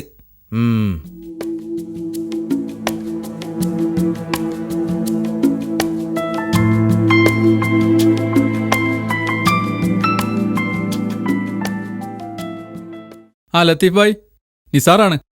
ആ എന്താ നിസാറേ, ഇത് സൂപ്പിന്റെ നമ്പറാണല്ലോ. വല്ലാത്തൊരു പടലായി പോയി ലത്തീഫായി. എന്താ പ്രശ്നം? നിങ്ങളെ റൂമിന്ന് പരിചയപ്പെടുത്തി തന്ന ആള് ഇനിയും കൊണ്ട് നടക്കുക, ഈ സിറ്റി മുഴുവൻ തെണ്ടുക. ഒരു വെള്ളം കൂടി കുടിച്ചിട്ടില്ലേ. ഇന്നലെ ഞാൻ ഉറങ്ങിയിട്ടില്ല. യാത്രാക്ഷീണം ഒക്കെ കൂടി എങ്ങനെങ്കിലും ഒന്ന് റൂമിലെത്തിയാൽ മതി. ഇന്നൊന്ന് രക്ഷപ്പെടുത്തി തരി. ഈ ഒരു കാര്യം ചെയ്യേ, ഫോണാ സൂപ്പിന്റെ അടുത്ത് കൊടുത്താ. ദാ നിങ്ങൾക്കാ ഫോണ്. അല്ല പൊന്നാര സൂപ്പേ, എനിക്ക് തീരെ അന്തല്ലേ. ആ പാവ ഇന്നലെ രാത്രി മുഴുവൻ ഫ്ലൈറ്റിൽ ഇരുന്ന് കാണ്ട് യാത്ര ചെയ്ത് വന്ന് തളർന്നോർത്ത് പുറത്തൊക്കെ ഒന്ന് കാണിച്ചു കൊടുക്കാൻ പറഞ്ഞിട്ട് കുവൈറ്റ് മുഴുവൻ ചുറ്റി കാണിച്ചു കൊടുക്കുക. അത് ഞാൻ കുവൈത്തിലെ കാഴ്ചകൾ ഇങ്ങനെ ആ കഫ്തേരിയിലോ ബക്കാരിയിലോ പോയിങ്ങാണ്ട് എന്തെങ്കിലും വാങ്ങിക്കൊടുത്തുകൊണ്ട് കൊണ്ടുവരാൻ പറഞ്ഞാൽ ഇങ്ങനെ ചെയ്യാ? അനക്ക് തീരെ അന്തല്ലേ? അന്തല്ലേന്ന് ചോദിച്ചാൽ കാഴ്ചകൾ കാണണ്ടേ? ഈ ഓനെ പെട്ടെന്ന് റൂമിൽ കൊണ്ടോ. ഇപ്പൊ തന്നെ അത് വേണോ? അതിന് വെള്ളോ ചായ എന്തേലും വാങ്ങിക്കൊടുക്ക്. അല്ല, കുറച്ചും കൂടി സ്ഥലങ്ങളൊക്കെ അങ്ങനെ കാണിച്ച് ചുറ്റിക്കാണിക്കാനുണ്ട്. ഈ എന്റെ അടുത്തുണ്ടായിരുന്നെങ്കിൽ ഇതിന്റെ മറുപടി ഞാൻ കൈകൊണ്ടായിരിക്കും പറയല്. ഞാൻ റൂമിൽ കണ്ട് വരട്ടെ, ബാക്കി ഞാൻ അവിടുന്ന് പറഞ്ഞുതരാം. അന്റെ വിവരക്കേട് ഞാൻ ഇന്ന് മാറ്റും. കൊണ്ടുപോയിക്ക വേഗം. അപ്പൊ വേണ്ടല്ലേ? ആ ഓക്കെ എന്നാ ശരി ശരി.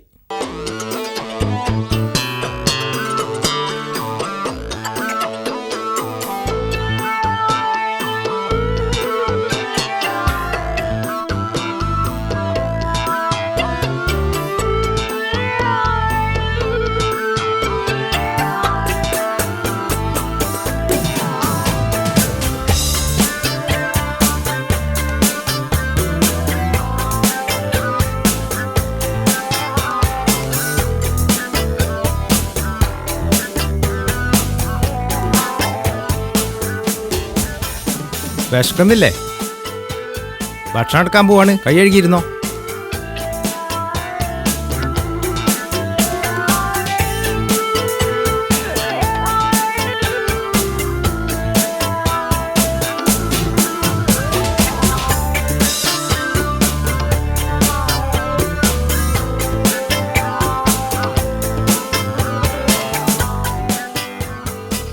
ഇതാ പിടിച്ചോ.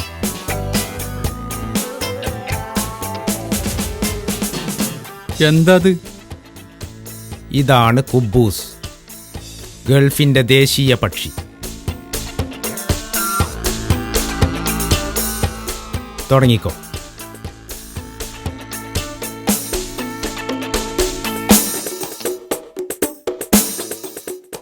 എടാ അലവലാതി, വൃത്തി കെട്ടവനെ. കുവൈത്ത് മുഴുവൻ നടത്തിച്ചിട്ട് അവസാനം ഒരു ഉണക്ക കുബൂസ് നിനക്കിട്ട് ഞാൻ വെച്ചിട്ടുണ്ടടാ.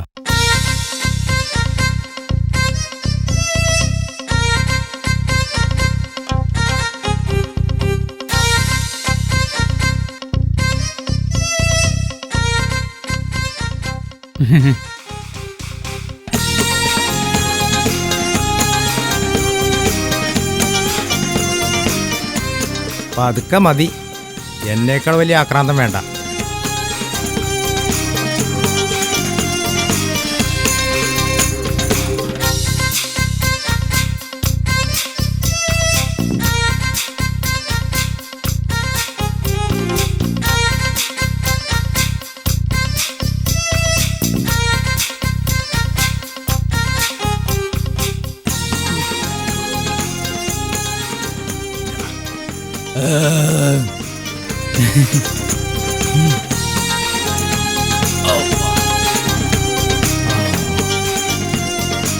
അല്ലാ,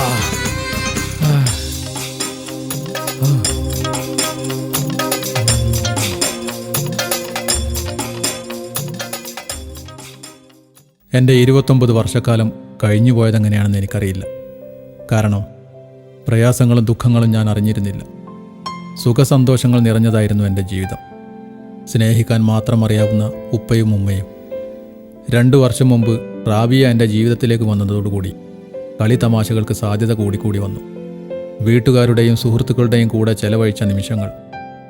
പക്ഷേ ഇന്ന് ഈ ഗൾഫിൽ എല്ലാ അർത്ഥത്തിലും പുതുമകൾ നിറഞ്ഞ ഈ ചുറ്റുപാടിൽ ഒരുപക്ഷെ കരയാനല്ലാതെ ഒന്നും ആസ്വദിക്കാൻ എനിക്ക് കഴിയുന്നില്ല. എൻ്റെ ജീവിതം ഇക്കോലത്തിൽ എൻ്റെ അമ്മാവന്മാർ നിഷ്കരുണം തല്ലിക്കെടുത്തിയതെന്തിനായിരുന്നു? ഇണപ്രാവുകളെപ്പോലെ ഒരുമിച്ച് കഴിഞ്ഞ എനിക്കും എൻ്റെ റാബിയക്കുമിടയിൽ ആയിരക്കണക്കിന് കിലോമീറ്ററുകളുടെ അകലം തീർത്തതെന്തിനായിരുന്നു? പ്രതികരിക്കാൻ ശേഷിയില്ലാതെ അമ്മാവന്മാർക്കിടയിൽ മൗനം തീർത്ത എൻ്റെ ഉമ്മക്കും ഉപ്പക്കും ഇനി ഒരിക്കൽ കൂടി ഒന്ന് ചിരിക്കാനുള്ള അവസരം നിഷേധിച്ചതെന്തിനായിരുന്നു? സ്വന്തം മക്കളെപ്പോലെ എന്നെ സ്നേഹിച്ച എൻ്റെ അമ്മാവന്മാർക്ക് എന്നു മുതലാണ് ഞാൻ ഒരധികപ്പറ്റായി മാറിയത്? എല്ലാം എൻ്റെ വിധിയാണ്. ഒരു കാര്യം എനിക്ക് ബോധ്യമായി. ഇനി വന്ന വഴിയിലേക്ക് നോക്കി നെടുവീർപ്പിട്ടിട്ട് കാര്യമില്ല. സഞ്ചരിക്കാനുള്ള വഴി അതിലേക്കിറങ്ങാം. ലക്ഷക്കണക്കിനുള്ള വിദേശികളെയും അവരുടെ കുടുംബത്തിനെയും തീറ്റിപ്പോറ്റുന്ന കുവൈത്ത് നഗരമേ, ഞാനിതാ നിന്നിലേക്ക് ലയിക്കുന്നു. ജീവിതത്തിൻ്റെ ഉത്തരം കണ്ടെത്താനുള്ള ഈയുള്ളവൻ്റെ ഓട്ടം ഇതാ ആരംഭിക്കുന്നു. ഏതായാലും ഓൻ അവിടെ എത്തിയല്ലോ, അത് സമാധാനമായി. എയർപോർട്ടിൽ നിന്ന് തന്നെ ഓൻ ഇങ്ങോട്ട് തിരിച്ചെത്തുമെന്നുള്ള ബേജാറിലേനി ഞാനുണ്ടായിരുന്നു. എന്നാലും ഓൻ അവിടെ എത്തിയ വിവരം ആദ്യം വിളിച്ചു വരേണ്ടത് എന്നോടായിരുന്നു. ഈ വീട്ടിലെ കാര്യങ്ങളൊക്കെ നോക്കാൻ ആണായിട്ട് ഞാനല്ലേ ഉള്ളൂ. ആ ഓട്ടെ, ഓൻ അത്രയ്ക്ക് അന്തള്ളൂ എന്ന് കരുതി ഞാനത് സമാധാനിക്കാം. ഇനി വിളിക്കുമ്പോ ഈ കാര്യമൊന്നും ഓനെ പറഞ്ഞു മനസ്സിലാക്കി കൊടുത്താലടി. ആ ഞാൻ ഇറങ്ങുക.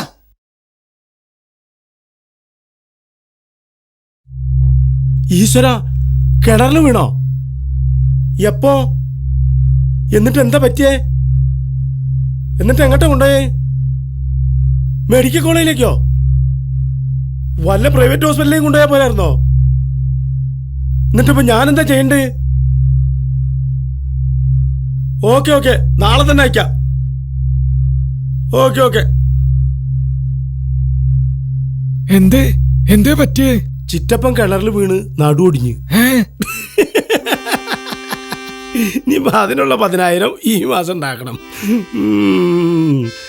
ഒന്ന് നിർത്തടോ നിസാറേ, ഈ ബാക്കി പറയും.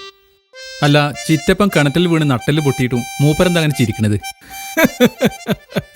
അത് ചിരിയല്ല, കരച്ചിലാ. ഗൾഫുകാരന്റെ കരച്ചില്. കുറച്ച് കഴിയുമ്പോ നിനക്കെല്ലാം മനസ്സിലാവും.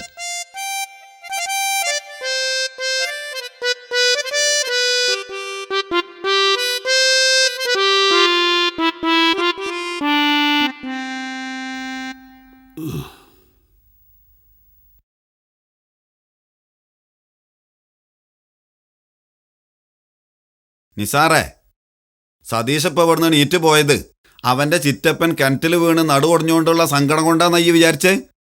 അവർക്ക് അയച്ചു കൊടുക്കാനുള്ള കാശുണ്ടാക്കണം, അതാപ്പ അവന്റെ ചിന്ത. നാട്ടിൽ നിന്ന് ഇങ്ങനെ വിളികൾ വന്നോണ്ടിരിക്കും. കല്യാണമായിട്ടും അപകടമായിട്ടും മരണമായിട്ടും. ഇതൊന്നും നമ്മളാ വിശേഷം അറിയിക്കാൻ വേണ്ടിയിട്ടല്ല, അവർക്കതിന്റെ കാശ് വേണം. ഇതൊക്കെ നമ്മളത്ര കണ്ടേക്കണ് മോനെ. വീട്ടുകാരെ നന്നാക്കി കടത്തില് മുങ്ങിയിരിക്കുക സതീശൻ. നാട്ടിൽ പോയിട്ട് 4 വർഷം കഴിഞ്ഞു. പിന്നെന്താ മൂപ്പര് ചിറ്റപ്പനെ പ്രൈവറ്റ് ഹോസ്പിറ്റലിൽ കൊണ്ടുപോകാൻ പറഞ്ഞത്? അവിടെ കാശിന്റെ അറവല്ലേ? അതൊക്കെ വീട്ടുകാരെ കളിയാക്കിയതാ. ഗൾഫുകാരുടെ വീട്ടുകാർക്ക് ഗവൺമെന്റ് ഹോസ്പിറ്റൽ പറ്റൂല.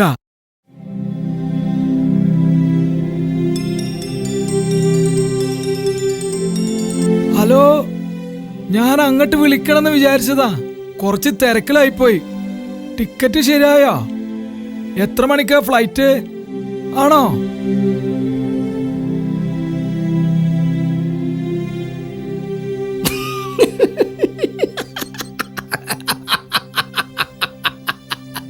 ചിറ്റപ്പം വീഴാൻ കണ്ടൊരു സമയേ 5 പൈസ കയ്യിലില്ല.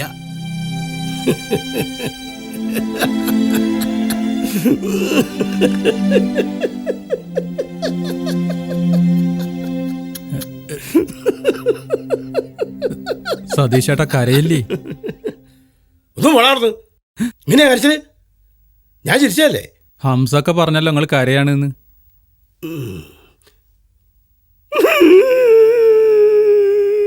ഇതാണ് എന്റെ കരച്ചില്, മറ്റൊരു ചിരിയാണ്. എണീറ്റ് വളർന്ന്. പിന്നെ നീയൊക്കെ ഇപ്പൊ വന്നിട്ടില്ലല്ലോ, കുറച്ചുകൂടി കഴിയട്ടെ. ഇതിനേക്കാളും വലിയ ചിരിയായിരിക്കും നീയൊക്കെ ചിരിക്കാൻ പോണത്.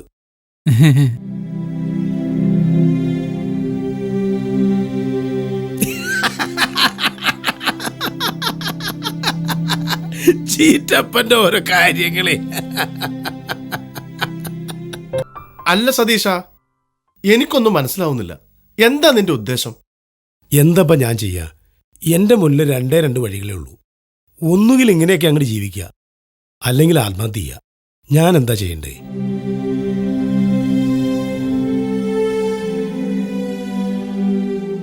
സതീഷ, തൽക്കാലം ഇത് കയ്യിൽ വെച്ചോ. ആത്മഹത്യ ചെയ്യാനൊന്നും പോണ്ട, ഒക്കെ ശരിയാവും സതീഷ. ഇങ്ങനെയൊക്കെ തന്നെ അല്ലേ നമ്മുടെ ജീവിതം. അല്ലെങ്കിലും നമ്മൾ പ്രവാസികള് അതിനൊക്കെ ഉള്ളവരാ. പിന്നെ ഞാൻ നാട്ടിൽ പോകുമ്പോഴത്തേക്ക് തിരിച്ചു തരണം കേട്ടോ. എനിക്ക് നാട്ടിലെത്തിയിട്ട് കാശിന് കുറെ അത്യാവശ്യങ്ങളുണ്ട്, അതുകൊണ്ട് പറഞ്ഞതാ. ഇൻഷാല്ലാ. അത് പോട്ടെ, നിനക്ക് എങ്ങോട്ടേക്കാ പോണ്ടത്? എനിക്ക് എക്സ്ചേഞ്ചിലേക്കാ പോണ്ടത്. നാട്ടിലേക്ക് കാശ് അയക്കണ്ടേ? എന്താ കേറിക്കോ. കണ്ണീരിൽ കുളിച്ച ഒട്ടനവധി രാപ്പകലുകൾ കഴിഞ്ഞുപോയി. കരയുന്ന മനസ്സ് പേറുന്ന ശരീരമുഖത്ത് പുഞ്ചിരി നിലനിർത്താൻ മറ്റു പല പ്രവാസികളെയും പോലെ ഞാനും ഒത്തിരി കഷ്ടപ്പെട്ടിട്ടുണ്ട്. ദിവസങ്ങൾ അകന്നു പോകുന്നതിനനുസരിച്ച് മനസ്സിൻ്റെ പിരിമുറക്കം മയഞ്ഞു തുടങ്ങിയിട്ടുണ്ട്. ഇക്കാലത്ത് ഞാൻ ഏറ്റവും വെറുത്തിരുന്ന എൻ്റെ അമ്മാവന്മാരോടും എനിക്കിപ്പോൾ പറഞ്ഞറിയിക്കാൻ കഴിയാത്ത സ്നേഹവും ബഹുമാനവും ആദരവും തോന്നുന്നു. കാരണം എനിക്കിന്ന് ശമ്പളം കിട്ടി. എൻ്റെ ആദ്യ മാസത്തെ ശമ്പളം, എൻ്റെ ജീവിതത്തിലെ ആദ്യത്തെ അധ്വാന ഫലം. ഇതിൻ്റെ സുഖം, സംതൃപ്തി വിവരിക്കാൻ വാക്കുകളില്ല. എനിക്ക് ജീവിതത്തിൻ്റെ അർത്ഥം പഠിപ്പിച്ചു തന്ന, മാന്യനായി ജീവിക്കാനുള്ള ഒരു വഴിയിലേക്ക് എന്നെ വലിച്ചിറക്കിയ, ഒരു പുരുഷൻ്റെ ചുമതലാബോധം എനിക്ക് ബോധ്യപ്പെടുത്തി തന്ന എൻ്റെ അമ്മാവന്മാരുടെ മുമ്പിൽ ഞാനിന്ന് ഒന്നുമല്ല. എങ്കിലും ഇക്കാക്കമാരെ, നിങ്ങൾക്ക് മുമ്പിൽ ഞാനൊന്ന് തല ഉയർത്തി നിൽക്കട്ടെ. എൻ്റെ മാതാപിതാക്കൾക്ക് മുകളിൽ ഒരു സംരക്ഷകനായി എൻ്റെ ചിറകുകൾ ഞാൻ വിടർത്തട്ടെ. എൻ്റെ ഭാര്യയ്ക്ക് മുമ്പിൽ അവൾക്ക് വിധേയപ്പെടാൻ അർഹതപ്പെട്ട പുരുഷനായി ഞാൻ നെഞ്ചുവിരിച്ചു നിൽക്കട്ടെ. അത് തെളിയിക്കാൻ വേണ്ടി മാത്രം ഞാനിതാ എൻ്റെ ആദ്യ മാസത്തെ ശമ്പളം അങ്ങോട്ടയക്കുന്നു. സ്വീകരിച്ചാലും. ഈ കാശ് ഇത്ര കാലം ഞങ്ങൾ ആരും തന്ന പോലുള്ള കാശല്ല. ഇതിന് ഒരുപാട് വിലയുണ്ട്, ഒരുപാട് അർത്ഥങ്ങളുണ്ട്. നിസാർ സ്വന്തമായിട്ട് അധ്വാനിച്ചുണ്ടാക്കിയ കാശാ ഓന്റെ ആദ്യത്തെ ശമ്പളം.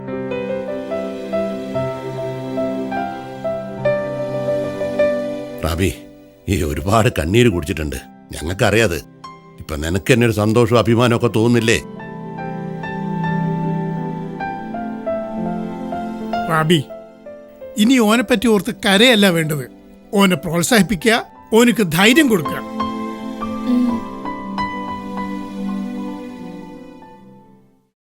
ദേ, അദ്ദു വരുന്നുണ്ട്. പൈസ വന്ന കാര്യം ആരും പറയണ്ട.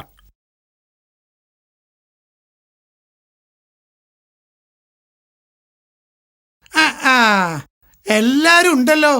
അല്ല, എന്താ പണി സാറിന്റെ കഥ? 2 മാസമായും പോയിട്ട് ഇതുവരെ ഒരു ഉറുപ്പ്യ എന്റെ പേരിൽ ഓൻ അയച്ചു തന്നിട്ടില്ല. ഒന്നുമില്ല, ഞാൻ ഓന്റെ അളിയനല്ലേ. ആ പോട്ടെ, ഒരുപാട് വസിയത്ത് പറഞ്ഞിട്ടാ ഞാനോനെ യാത്ര അയച്ചത്. 2-3 പറമ്പ് കണ്ടു വെച്ചത് വെറുതെ ആവുന്നാ തോന്നണത്. ഓന്റെ ശമ്പളത്തിന്റെ കാര്യം ഇപ്പൊ സംസാരിച്ചോണ്ടിരിക്കണത്. എന്തേ, ഓനക്ക് ശമ്പളല്ലേ? ശമ്പളം കിട്ടാൻ 5-6 മാസം കഴിയും. അപ്പൊ ഏത് ഹംക്കിന്റെ വിസ എങ്ങളൊരു ശരിയാക്കി കൊടുത്തേ? അതൊന്നും ഇനിയിപ്പോ പറഞ്ഞിട്ട് കാര്യമില്ല. ഞാൻ പറയുമ്പോ ഈ കുടുംബത്തിന്റെ കാര്യം നോക്കാൻ ആണായിട്ട് അബ്ദു മാത്രമേ ഇപ്പൊ ഇവിടെ ഉള്ളൂ. അത് ശരിയാ. നിസാറിന്റെ കാര്യങ്ങളൊക്കെ ഒന്ന് ശരിയാവുന്നത് വരെ ഇവിടുത്തെ ചെലവുകളൊക്കെ അബ്ദു നോക്കട്ടെ. അതെ അതെ.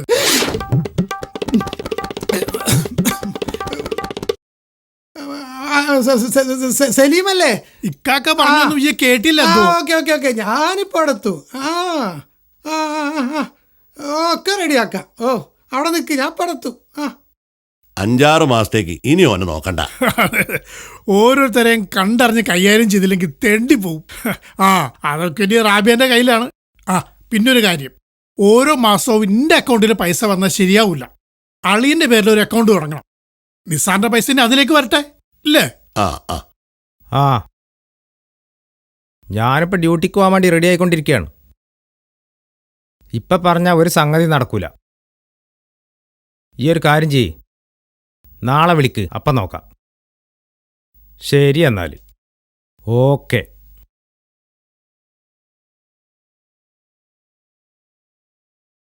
കണ്ണീരിൽ മുങ്ങി ഞാൻ കൈകൾ നീട്ടുന്നു പെരിയോനേ, കരളിൻ്റെ നോവുകൾ എല്ലാം കാണുന്ന ഫർദാനേ, കണ്ണീരിൽ മുങ്ങി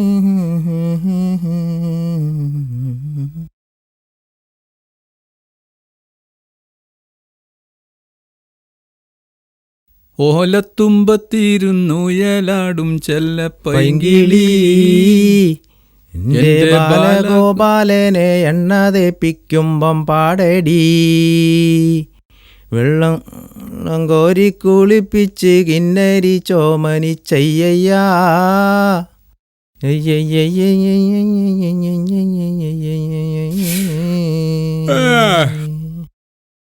ये दुनिया के रखवाले सुन दर्द भरे दिल वाले सुन दर्द भरे दिल वाले ये दुनिया के रखवाले रखवाले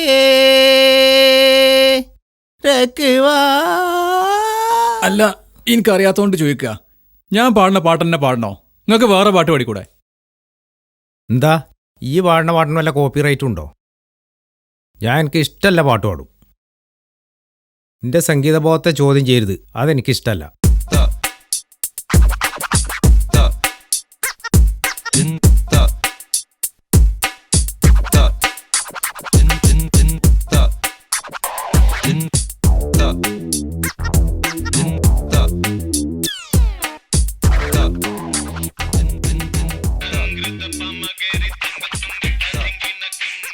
അല്ല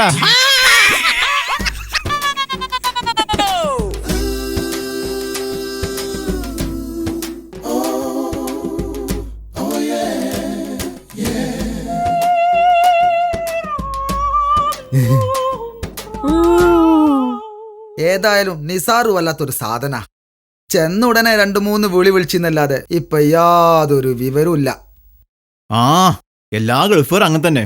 പോകുന്നതിന് മുമ്പ് വലിയ വർത്താനൊക്കെ പറയും. ഏയ് നിസ്സാർ അങ്ങനെയൊന്നും ചെയ്യൂല.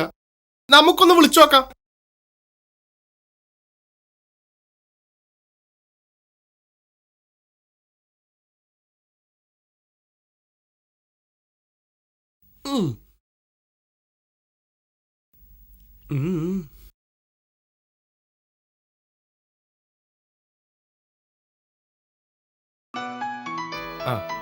ആ നെറ്റ് കോളാ. അപ്പ നിസാറായിരിക്കും. ഹലോ ഹലോ, എവിടെയാണ്? ഏതായാലും വല്ലാത്ത സാധന. സോറി എടാ, ഭയങ്കര തിരക്ക അവിടെ. ഫ്രണ്ട്സ് എല്ലാരും ഉണ്ടോ അവിടെ? ആ എല്ലാരും ഉണ്ട്. എന്നാ ഫോൺ സ്പീക്കറിലിട്, എല്ലാവർക്കും കേൾക്കാലോ. ആയിക്കോട്ടെ ആയിക്കോട്ടെ, ഓക്കെ ഓക്കെ ഓക്കെ. ആ ഇനി പറഞ്ഞോ. നിസാറേ, ഞങ്ങള് കരുതി ഈ ഞങ്ങളൊക്കെ മറന്നുന്ന്. നിങ്ങളെ ഞാൻ മറക്കേ? പിന്നെ എന്തിനാടോ എന്നെ പറ്റുക? നിസാറേ, ഈ പോണേന് മുമ്പ് എന്തൊക്കെയാ ഞങ്ങളോട് പറഞ്ഞിരുന്നത്? ഒന്നും ഞാൻ മറന്നിട്ടില്ല. ശമ്പളത്തിന്റെ പകുതി ഇങ്ങക്ക് അയച്ചുതരാന്ന് പറഞ്ഞതും എനിക്ക് നല്ല ഓർമ്മയുണ്ട്. ആദ്യത്തെ മാസത്തെ ശമ്പളം കിട്ടിയിട്ട് ഒരാഴ്ചയല്ല ആയുള്ളൂ. ഞാൻ പറയണത് എല്ലാരും കേൾക്കുണ്ടോ? നിങ്ങൾക്ക് ആർക്കെങ്കിലും വയറ്റിന് വല്ല അസുഖമുണ്ടോ? അതായത് വല്ല ഗ്യാസോ അൾസറോ അങ്ങനെ എന്തെങ്കിലും? അൽഹംദുലില്ലാ. എന്നാൽ ഇന്ന് മുതൽ നിങ്ങൾ ടൗണിൽ പോയിട്ട് ഡെയിലി നല്ല ഫുഡ് അടിക്കണം. ബ്രോസ്റ്റ്, അൽഫാം, ഷവർമ, ഷവായ, തന്തൂരി, അങ്ങനെ പല വെറൈറ്റി ഫുഡും.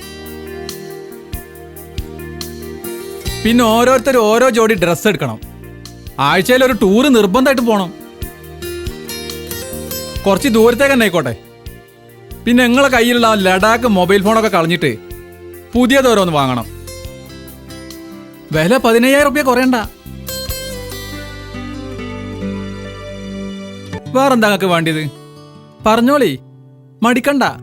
ഇന്നൊരു അന്യനായിട്ട് കാണണ്ട. തൽക്കാലം എത്ര മതി? ഞമ്മക്ക് ഇനി സമയമുണ്ടല്ലോ മുത്തേ. എന്നാ പിന്നെ വൈകണ്ട, ഇന്ന് തന്നെ തുടങ്ങിക്കോളി. ഇന്നങ്ങനെ തുടങ്ങാ. അന്റെ പൈസ ഇവിടെ കിട്ടണ്ടേ? എന്റെ പൈസ? ആ അന്റെ ശമ്പളത്തിന്റെ പകുതിയേ. ഓ അത് ഉളുപ്പുണ്ടടാ ഹംക്കള നിങ്ങക്ക്. ഗൾഫിൽ കഷ്ടപ്പെട്ടുണ്ടാക്കണ എന്റെ കാശ് നക്കാന് ഒരു പണിയെടുക്കാതെ ഉണലും ഞെക്കി ഇരിക്കുമ്പോ ബ്രോസ്റ്റും ഷവർമി അടിക്കാനും മൊബൈല് വാങ്ങാനും നിങ്ങളൊക്കെ ബാപ്പാരന്റെ അക്കൗണ്ടിൽ പൈസ കൊണ്ടുപോയിട്ടുണ്ടോ വാനരന്മാരെ? നാണം കെട്ട വർഗം. പോത്തിന്റെ തടിയും തൂക്കണ്ടല്ലോ ഓരോരുത്തരും. ആ തടി കൊണ്ട് അധ്വാനിച്ച് നാക്കിക്കൂടെ എച്ചികളെ? അവിടെ നിന്ന് അങ്ങോട്ട് കയറ്റി വിട്ടിട്ട് കാത്തു നിൽക്കുക ഭഗവതി ശമ്പളത്തിന്. ഇപ്പം മുണുങ്ങാന്ന് കരുതിയില്ലേ? ഇനി ഞാൻ നാട്ടിൽ വന്നാ പോലും ഒരു കാലിച്ചാന്റെ കയ്യിൽ നിന്ന് കിട്ടും നിങ്ങൾ വിചാരിക്കണ്ട. മാത്രല്ല എന്റെ അമ്മമാരെ പൈസ എടുത്ത് ഞങ്ങൾക്ക് കുറെ ചെലവാക്കിയിട്ടുണ്ട്. എത്രയെന്ന് കൃത്യമായിട്ട് എനിക്കറിയില്ല. ഏറ്റവും ചുരുങ്ങിയതൊരു കണക്ക് വെച്ച് ഓരോരുത്തർ 50,000 റുപ്യ കാശായിട്ട് ഞാൻ എപ്പോഴാണോ നാട്ടിൽ കാല് കുത്തുന്നത് അന്ന് എന്റെ കൈ തന്നോളണം. അല്ലെങ്കിൽ ജാമ്യം കിട്ടാത്ത വിധത്തില് കള്ളക്കേസ് ഉണ്ടാക്കി നിങ്ങളെ ഞാൻ മണല് തീറ്റിക്കോടാ വൃത്തികെട്ടവന്മാരെ. നിസാറാണിത് പറയണത്. ഞാനിപ്പോ പഴയ നിസാറല്ല, കീറാലയാണ്. അങ്ങേയറ്റത്തെ കീറാല.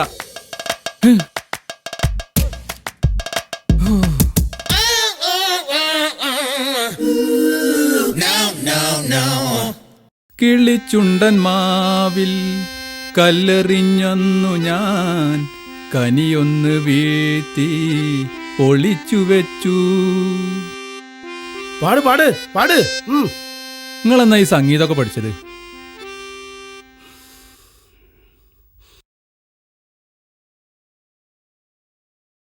സംഗീതം അതായിരുന്നു എൻ്റെ ജീവൻ, ജീവിതവും.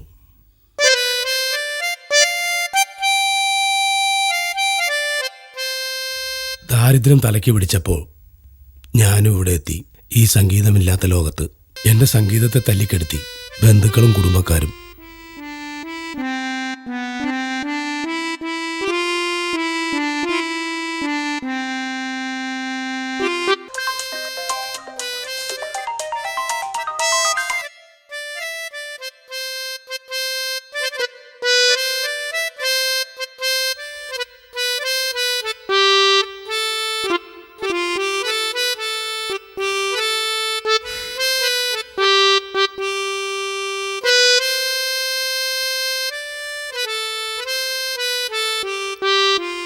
ഒരു മിനിറ്റ്.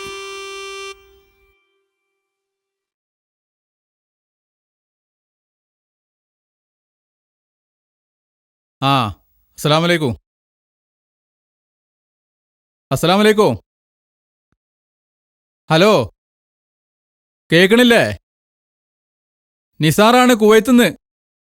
നിസാറേ, അന്നോട് ഞാൻ 100 വട്ടം പറഞ്ഞില്ലേ നെറ്റിലൂടെ എന്നെ വിളിക്കരുതെന്ന്.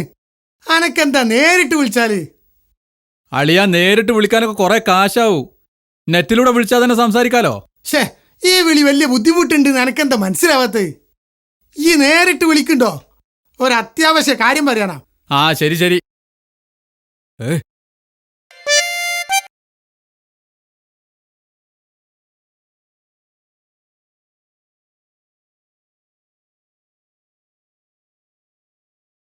ഹലോ.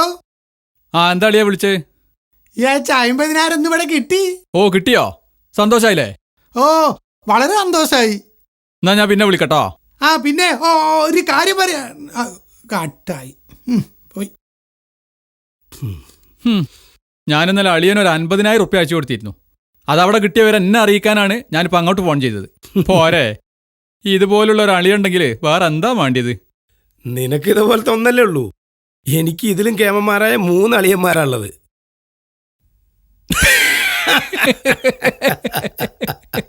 എൻ്റെ ഒരു ഭാഗ്യം. ഗൾഫിലെ എൻ്റെ 6 മാസം പെട്ടെന്ന് കടന്നുപോയി എന്ന് ഞാൻ പറയില്ല. ഇഴഞ്ഞാണ് നീങ്ങിയത്. എങ്കിലും ആദ്യ മാസത്തേക്കാൾ സ്പീഡ് ഈ 6-ാം മാസത്തിനുണ്ടായിട്ടുണ്ട്. ഇതിനിടയ്ക്ക് ഗൾഫിൻ്റെ കണ്ണീരിൻ്റെയും പുഞ്ചിരിയുടെയും മുഖങ്ങൾ ഒരുപാട് ഞാൻ കണ്ടു. ഒരു കാര്യം എനിക്ക് ബോധ്യപ്പെട്ടു. ഞാൻ ഭാഗ്യവാനാണ്. ഭേദപ്പെട്ട ജോലിയും മോശമല്ലാത്ത ശമ്പളവും. എന്നിട്ടും ഇവിടുത്തെ ചെലവുകൾ കഴിച്ച് ബാക്കി വരുന്ന സംഖ്യ നാട്ടിൽ ജോലി ചെയ്യുന്ന ബംഗാളിക്ക് കിട്ടുന്ന സംഖ്യയുടെ അത്ര പോലുമില്ല. അപ്പോൾ എന്നേക്കാൾ വളരെ ശമ്പളം കുറവായ 10,000ങ്ങളുടെ അവസ്ഥ എന്താണ്? എനിക്ക് കുടുംബത്തിൻ്റെ ഭാരം പേറേണ്ട ഗതികേടില്ല. എന്നാൽ കുടുംബത്തിൻ്റെ മുഴുവൻ ഭാരവും പേറുന്ന സതീശനെ പോലുള്ള 10,000ങ്ങളുടെ ദുർവിധി എന്നാണ് മാറുക? കുടുംബത്തിൽ നിന്നും ഭാര്യയിൽ നിന്നും സ്നേഹത്തിൻ്റെയും സന്തോഷത്തിൻ്റെയും വാക്കുകളാണ് ഞാൻ കേൾക്കാറുള്ളത്.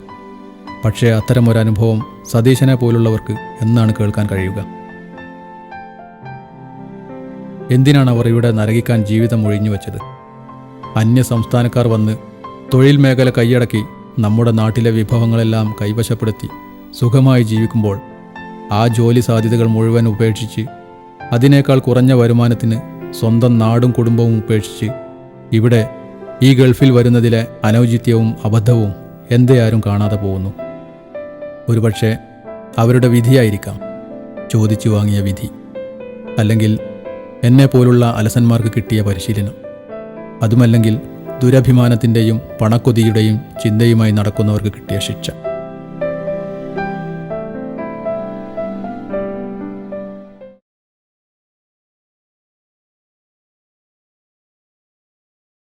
എന്തൊക്കെ വിശേഷം? ഇവിടെ എല്ലാവർക്കും സുഖാണിക്ക. ഉപ്പയ്ക്കും ഉമ്മക്കൊക്കെ സുഖം. ഇക്കയുടെ വിശേഷം എന്താ? ഇപ്പൊ ഓഫീസിലാ? ഞാനിപ്പോ റൂമിലാ. ഹാവൂ, സമാധാനായി. ഇനിയിപ്പോ കുറച്ചുനേരം സ്വസ്ഥായിട്ട് സംസാരിക്കാലോ. ഡ്യൂട്ടിക്ക് പോവാൻ സമയായോ? ഇല്ല, പോവാനായിട്ടില്ല. എനിക്കൊന്ന് ഉച്ചക്ക് ശേഷാണ്. സെക്കൻഡ് ഷിഫ്റ്റാ. പിന്നെന്താ നാട്ടിലൊക്കെ വിശേഷം? ഇവിടെ എന്നും ഒരുപോലെയാണേ. നിങ്ങൾ അവിടുത്തെ വിശേഷം പറയൂ. ഇവിടെ വേറൊരു ലോകാ. അതൊന്നും പറഞ്ഞാൽ തിരിയില്ല, വന്നാൽ തന്നെ അനുഭവിക്കുള്ളൂ. അത് നിങ്ങൾ എന്നും പറയുന്ന വർത്താനല്ലേ? വേറെ വിശേഷങ്ങളൊന്നുമില്ല അവിടെ? ഇവിടുത്തെ ഏറ്റവും വലിയ പ്രത്യേകത എന്താന്ന് വെച്ചാല് നാട്ടിലത്തെ മാതിരി കറണ്ട് പോവില്ല. അതാ ഇപ്പൊ വലിയ വിശേഷം. എന്നാ അതിനേക്കാളും വലിയൊരു സംഗതി ഉണ്ട്. അത് പറഞ്ഞാൽ ഈ വിശ്വസിക്കൂല. നമ്മളെ നാട്ടിൽ നിന്നൊക്കെ കറണ്ട് നമുക്ക് ഷോക്ക് അടിക്കൂലേ? എന്നാ ഗൾഫിലെ കറണ്ടിന് ഷോക്ക് അടിക്കൂല. സത്യം. ഐ എടി, എനിക്ക് സംശയം ഉണ്ടെങ്കിൽ ഈ ഗൾഫിൽ നിന്ന് വന്ന ആൾക്കാരോടൊന്ന് ചോദിച്ചു നോക്ക്.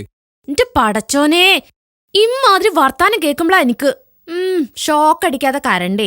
നിങ്ങൾ ആരോടാ ഈ വർത്താനൊക്കെ പറയണത്? എടി ചൂടല്ലേ. അതൊക്കെ പോട്ടെ. എന്തൊക്കെ വാപ്പാൻ്റെ ഇമ്മാൻ്റെ ഒക്കെ വർത്താനം? മരുന്നൊക്കെ കുടിക്കണ്ടല്ലോ വാപ്പല്ലേ? ഒന്ന് ശ്രദ്ധിക്കണം കേട്ടോ. പിന്നെ അളിയന്റെ വർത്താനം എന്തൊക്കെ? അവിടെ വരല്ലോ, വീട്ടിൽ വരല്ലോ.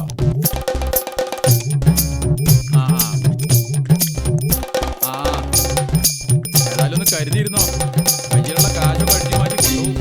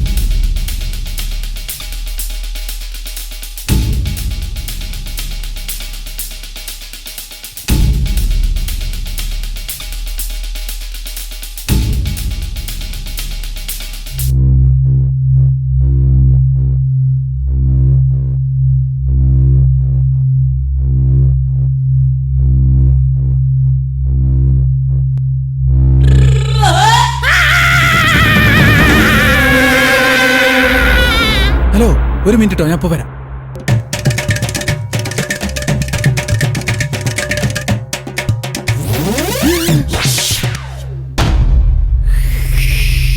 സൂപ്പിയെ, എന്താ പറ്റിയത്?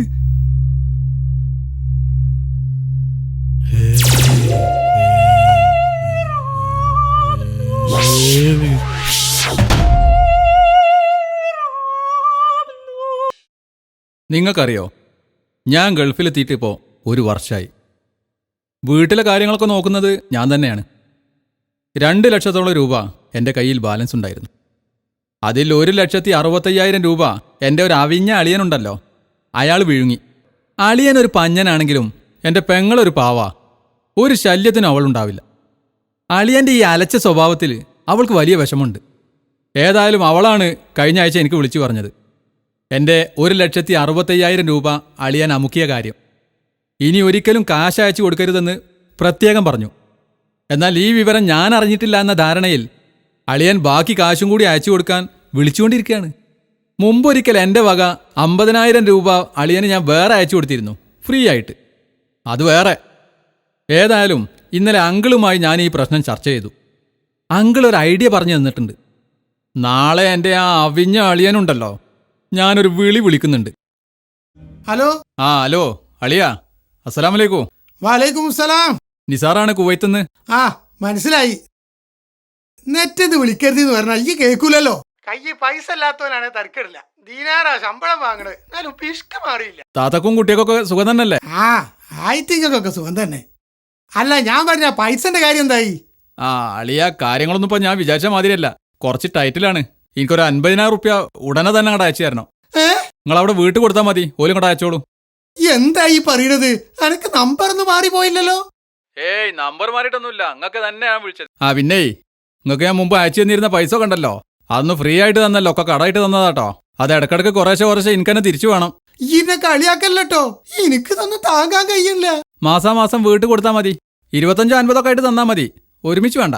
നിസാറേ, ഈ നടക്കുന്ന കാര്യം വല്ലതുകൊണ്ട് അത് മാറി. എന്റെ പൊന്നാരളി, ഞങ്ങളങ്ങനെ പറയില്ലേ. എനിക്ക് കാര്യങ്ങളൊക്കെ പറയാം, ഞങ്ങളല്ലാതെ വേറെ ആരാ ഉള്ളത്? അതൊക്കെ ഫ്രീ ആയിട്ട് എനിക്ക് തന്നാ ഞാൻ കരുതിയത്. അല്ലല്ല, ഫ്രീ ഒന്നുമല്ല, അതൊക്കെ വായ്പായിട്ടാ തന്നത്. എന്നെ കണ്ട ഒന്നിനും കഴിയൂല. അങ്ങനൊന്നും പറഞ്ഞാ പറ്റൂല അളിയാ. ഏതായാലും ഞാൻ കുറച്ച് തിരക്കിലാ, ഞാൻ രാത്രി വിളിക്കാം. അളിയാ, കുറെ കാലം നിങ്ങൾ ഇന്നെ ശരിയാക്കണേ, ഇനി ഞാനൊന്ന് നിങ്ങളെ ശരിയാക്കി തരാം.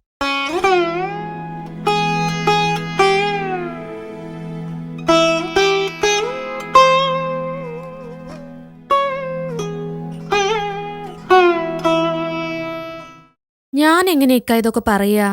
പിന്നെ ഞാനൊന്ന് പച്ച പിടിച്ച് വരുന്നുണ്ട് ഇപ്പോ. കാലാകാലം ഞാൻ ഗൾഫിൽ തന്നെ നിൽക്കണമെന്നാണെങ്കിൽ ഈ ഒന്നും പറയണ്ട. അല്ലോ, അങ്ങനെയൊന്നും പറയല്ലേ. ഓരോ ദിവസവും എണ്ണി തീർക്കുക ഞാനിവിടെ. അതുകൊണ്ടാണ് ഞാൻ ഇത്രയും നേരം എന്നോട് പറഞ്ഞത്. അനക്ക് പറ്റുമോ അത് പറയ്. ഞാനിപ്പ തന്നെ വിളിച്ചോളാം. നല്ല കുട്ടി. വിളിച്ചിട്ടുള്ള റിസൾട്ട് അറിയാനേ ഞാൻ രാത്രി വീണ്ടും വിളിക്കാം. ഓക്കെ?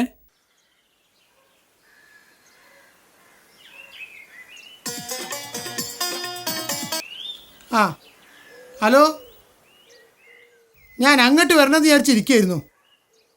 നിസാറിന്റെ ഓരോ കാര്യങ്ങളെ ഓൻ ഇന്നലെ എനിക്ക് വിളിച്ചിരുന്നു. അത് പറയാൻ തന്നെയാ ഞാൻ വിളിച്ചതളിയാ. അപ്പൊ ഓൻ ചെയ്ത് മോശമായി നിങ്ങൾക്കൊക്കെ തോന്നിയില്ലേ? എപ്പോഴാ അളിയൻ വരിക? ഞാനിതപ്പം തന്നെ പുറപ്പെടുക. വരുമ്പോ കയ്യിൽ കാശുണ്ടാവുമല്ലോ അല്ലേ? കാശോ? എന്ത് കാശ്? നിസാർക്ക് എനിക്ക് വിളിച്ചിരുന്നു. അളിയൻ 50,000 റുപ്യ കൊണ്ടുത്തരുമെന്ന് പറഞ്ഞു. അതുടനെ കുവൈത്ത് അയക്കണമെന്നും പറഞ്ഞു. വരുമ്പോ അതും കൂടെ എടുക്കണേ. ഇനി അമ്മൂമ്മമാരുടെ കൈ കൊടുത്താലും മതി.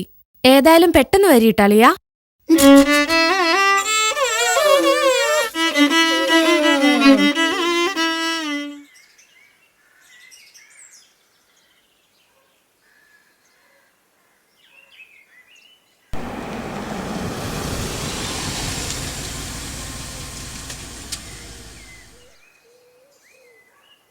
അതോ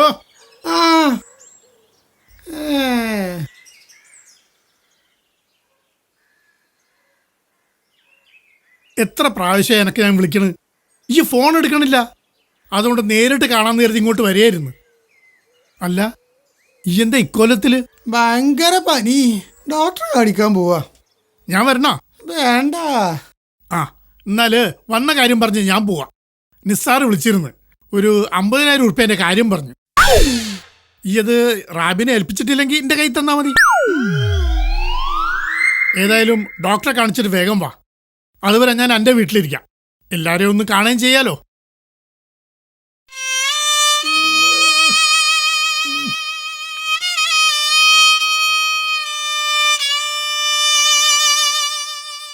സംഭവ ബഹുലമല്ലാത്ത എൻ്റെ ഗൾഫ് ജീവിതം 2 വർഷം പിന്നിട്ടു. കൃത്യമായി പറഞ്ഞാൽ 2 വർഷവും 1 മാസവും 14 ദിവസവും. നാട്ടിലേക്ക് പറക്കാനുള്ള സ്വപ്നം താലോലിക്കാൻ തുടങ്ങിയിട്ട് മാസങ്ങളായി. ഇനി ഒരാഴ്ച മാത്രം ബാക്കി. കരയിപ്പിച്ച കുറേ അനുഭവങ്ങൾ എല്ലാവരെയും പോലെ എനിക്കുമുണ്ടായിട്ടുണ്ട്. പക്ഷേ എൻ്റെ കരച്ചിൽ കണ്ടാലും നിങ്ങൾക്ക് ചിരിയേ വരൂ. അതങ്ങനായിപ്പോയി. അതുകൊണ്ടാണ് ആ അനുഭവങ്ങളൊന്നും ഞാനിവിടെ പറയാത്തത്. ചിരിക്കാനുള്ളത് തന്നെ പറഞ്ഞാൽ തീരില്ല. 2 വർഷമാണെങ്കിലും ഗൾഫ് ജീവിതം എന്നെ കുറേ കാര്യങ്ങൾ പഠിപ്പിച്ചു. ഇവിടെ അധ്വാനിക്കാനുള്ള മനോഭാവം, അധ്വാന സമയം, അധ്വാന ഫലം, കൂടാതെ ഇവിടുത്തെ വരവും ചെലവും എല്ലാം വെച്ച് നോക്കുമ്പോൾ പല അർത്ഥത്തിലുള്ള നഷ്ടങ്ങളാണ് മുഴച്ചു നിൽക്കുന്നത്. അതിൽ പ്രധാന നഷ്ടം കുടുംബജീവിതമാണ്. അപ്പോൾ എന്തുകൊണ്ട് ഈ അധ്വാനം നാട്ടിൽ ചെലവഴിച്ചുകൂടാ? ചെലവ് കഴിച്ച് ഇവിടെ ബാക്കി വരുന്ന തുക നാട്ടിലും സമ്പാദിക്കാൻ അവസരമുണ്ടല്ലോ. കുറേ കാലം ഗൾഫിൽ ജീവിച്ച ഒരു പ്രവാസിക്ക് ഒരിക്കലും അതിന് കഴിയില്ല. പക്ഷേ ഇപ്പോൾ ശ്രമിച്ചാൽ എനിക്കതിന് കഴിയും. അതുകൊണ്ടാണ് ഞാൻ ഗൾഫിനോട് യാത്ര പറയാൻ തീരുമാനിച്ചത്. ഈ വിവരമറിഞ്ഞ് വീട്ടുകാർ സന്തോഷം കൊണ്ട് മതിമറന്നിരിക്കുകയാണ്. ഈ സത്യം ഇവിടെ റൂമിലുള്ളവരെ ഇതുവരെ അറിയിച്ചിട്ടില്ല. അവരെ പിരിയുന്നത് എനിക്ക് മറ്റൊരു വേദനയാണ്. എന്തായാലും നാട്ടിൽ അധ്വാനിച്ച് ജീവിക്കാനുള്ള മനോഭാവം വളർത്താൻ എന്നെ പ്രാപ്തനാക്കി എന്നതാണ് 2 വർഷത്തെ പ്രവാസ ജീവിതത്തിലെ എൻ്റെ ഏറ്റവും വലിയ സമ്പാദ്യം. ഇതിന് ഭൂമിയിൽ ആരോടെങ്കിലും എനിക്ക് നന്ദി പറയാനുണ്ടെങ്കിൽ അത് എൻ്റെ അമ്മാവന്മാരോട് മാത്രമാണ്. എക്സ്ക്യൂസ് മീ, ഹബീബ് സാബ് ഉദരിയെ ഓ ക്യാബിൻ മേ. Thank U.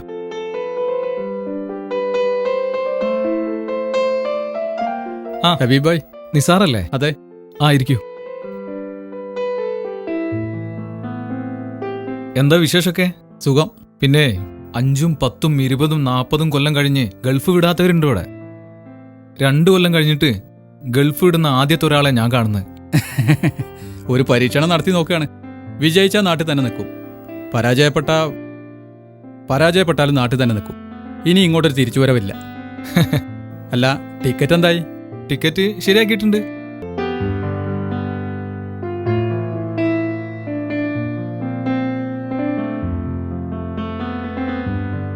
നിങ്ങളെ ടിക്കറ്റ് എടുക്കാൻ ഇനി എറ്റർണിറ്റിക്ക് ഭാഗ്യം ഉണ്ടാവല്ലോ അല്ലേ? Anyway, happy journey. Thank you. Welcome. അപ്പോൾ ഓക്കെ, ഇൻഷാ അല്ലാ. ശരി, നാട്ടിലെത്തിയിട്ട് വിളിക്കാം. ശരി. അസ്സലാമു അലൈക്കും. വഅലൈക്കും അസ്സലാം വറഹ്മത്തുള്ളാഹി. നീക്കല്ലേ? നിക്ക്. എനിക്കൊരു കാര്യം പറയാനുണ്ട്.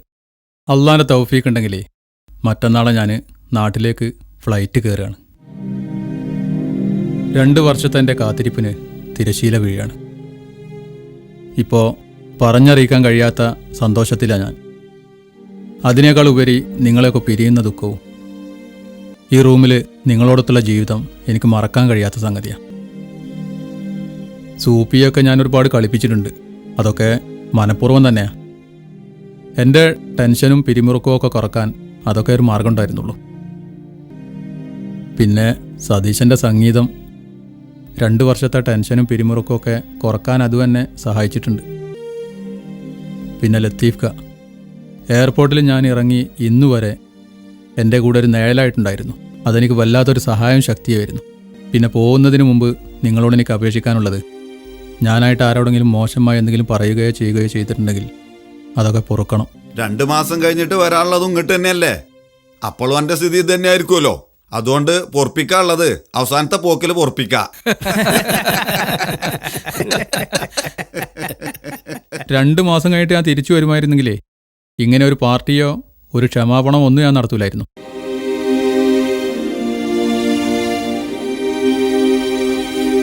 ഞാൻ ഗൾഫിനോട് വിട പറയാ.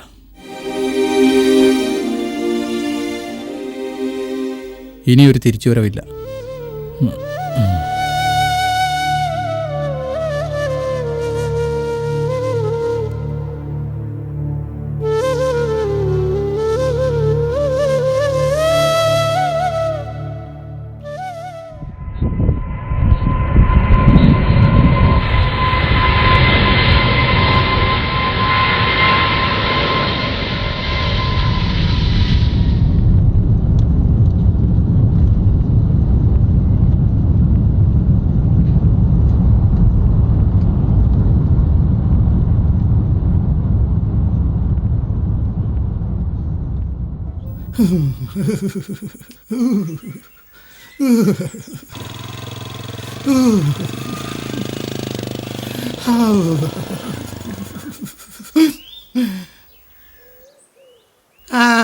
അളിയാനാ?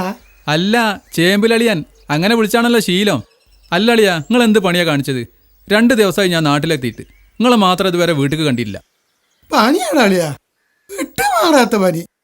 6 മാസമായി തുടങ്ങിയിട്ട്. ചെയ്യാത്ത ചികിത്സകളില്ല, കുടിക്കാത്ത മരുന്നുകളില്ല. ഇപ്പൊ ഒരു യുനാനി ഡോക്ടറെ കാണിക്കാൻ പോവുക. ആ എവിടെ നോക്കട്ടെ. പൊള്ളുന്ന പനിയാണല്ലോ. ഏതായാലും അളിയനൊരു കാര്യം ചെയ്യ്, ഡോക്ടറെ കാണിച്ചിട്ട് നേരെ എൻ്റെ വീട്ടിലേക്ക് വരി. ആ പിന്നൊരു കാര്യം, അളിയൻ എനിക്ക് തരാനുള്ള 1,65,000 രൂപ ഇനി തിരിച്ചു തരണ്ട, അതിൻ്റെ വക ഫ്രീ.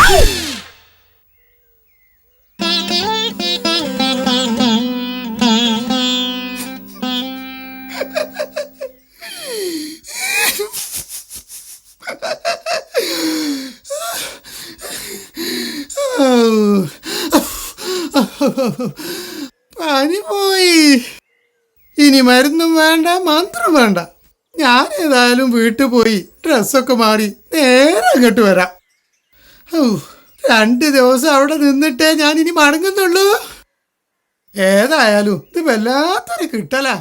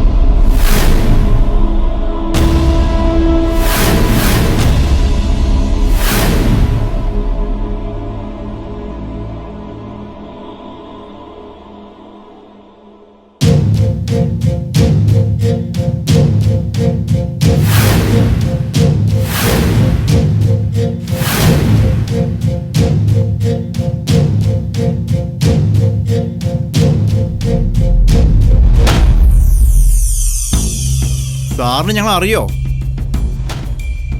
ചെറുപ്പം മുതൽ ഒരേ സ്ഥലത്ത് കളിച്ചു വളർന്ന പഴയ കൂട്ടുകാരെ ആരെങ്കിലും ഓർമ്മ വരുന്നുണ്ടോ? 2 വർഷം മുമ്പ് വരെ വേർപിരിയാത്ത കൂട്ടുകാരായിരുന്നു. ഇന്ന് സാറിന്റെ ഭാഷയിൽ പറഞ്ഞാൽ ഉളുപ്പില്ലാത്ത വാനരന്മാർ. പക്ഷേ ഈ 4 കൂട്ടുകാർ അന്നും ഇന്നും ഒരുമിച്ച. എന്നാലും ഞങ്ങൾക്ക് നിന്നോട് തീർത്താൽ തീരാത്ത നന്ദിയുണ്ട്. പക്ഷേ അന്ന് ഫോൺ ചെയ്തപ്പോൾ നീ പറഞ്ഞ വാചകങ്ങളുണ്ടല്ലോ, അതിനേക്കാൾ വലിയൊരു അപമാനം ജീവിതത്തിൽ ഇതിനു മുമ്പ് ഞങ്ങൾ ആരും അനുഭവിച്ചിട്ടില്ല. അന്ന് ഞങ്ങൾ തീരുമാനമെടുത്തു അധ്വാനിച്ച് ജീവിക്കാൻ. ഇന്ന് ദിവസം 1000 രൂപ വീതം ഞങ്ങൾ ഓരോരുത്തരും ജോലി ചെയ്തുണ്ടാക്കുന്നുണ്ട്. അതിന് കാരണക്കാരനായ നിന്നോട് നന്ദി പറയാനും കൂടിയാ ഞങ്ങൾ വന്നത്. സ്വന്തം വരുമാനക്കാരായിട്ടും ഞങ്ങൾ ഇതുവരെ പിരിയാത്ത കൂട്ടുകാരായി ഇന്നും ഇവിടെ ഉണ്ടെന്ന് നിന്നെ കാണിക്കാൻ കൂടിയാ ഞങ്ങളുടെ ഈ വരവ്. വാടാ.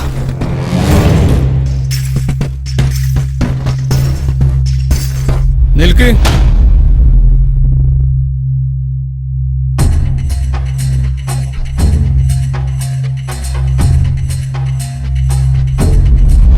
ഞാൻ നിങ്ങളെ അപമാനിച്ച വേദന പങ്കിട്ടില്ല നിങ്ങളിപ്പോ. അതുപോലെ ഒരുപക്ഷെ അതിനേക്കാൾ വലിയൊരു അപമാനം നേരിട്ടൊരു സമയമുണ്ടായിരുന്നു 2 വർഷം മുമ്പ് എനിക്ക്.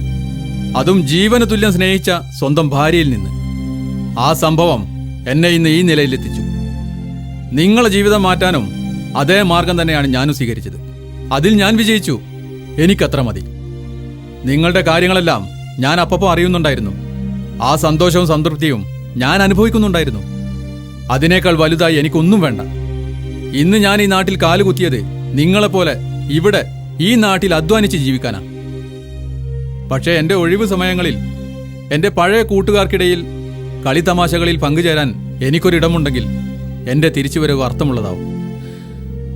അല്ലെങ്കിൽ പിന്നെ ഒറ്റക്കുള്ള ഈ ജീവിതത്തിൽ ഞാൻ സന്തോഷം കണ്ടെത്തിക്കോളാം.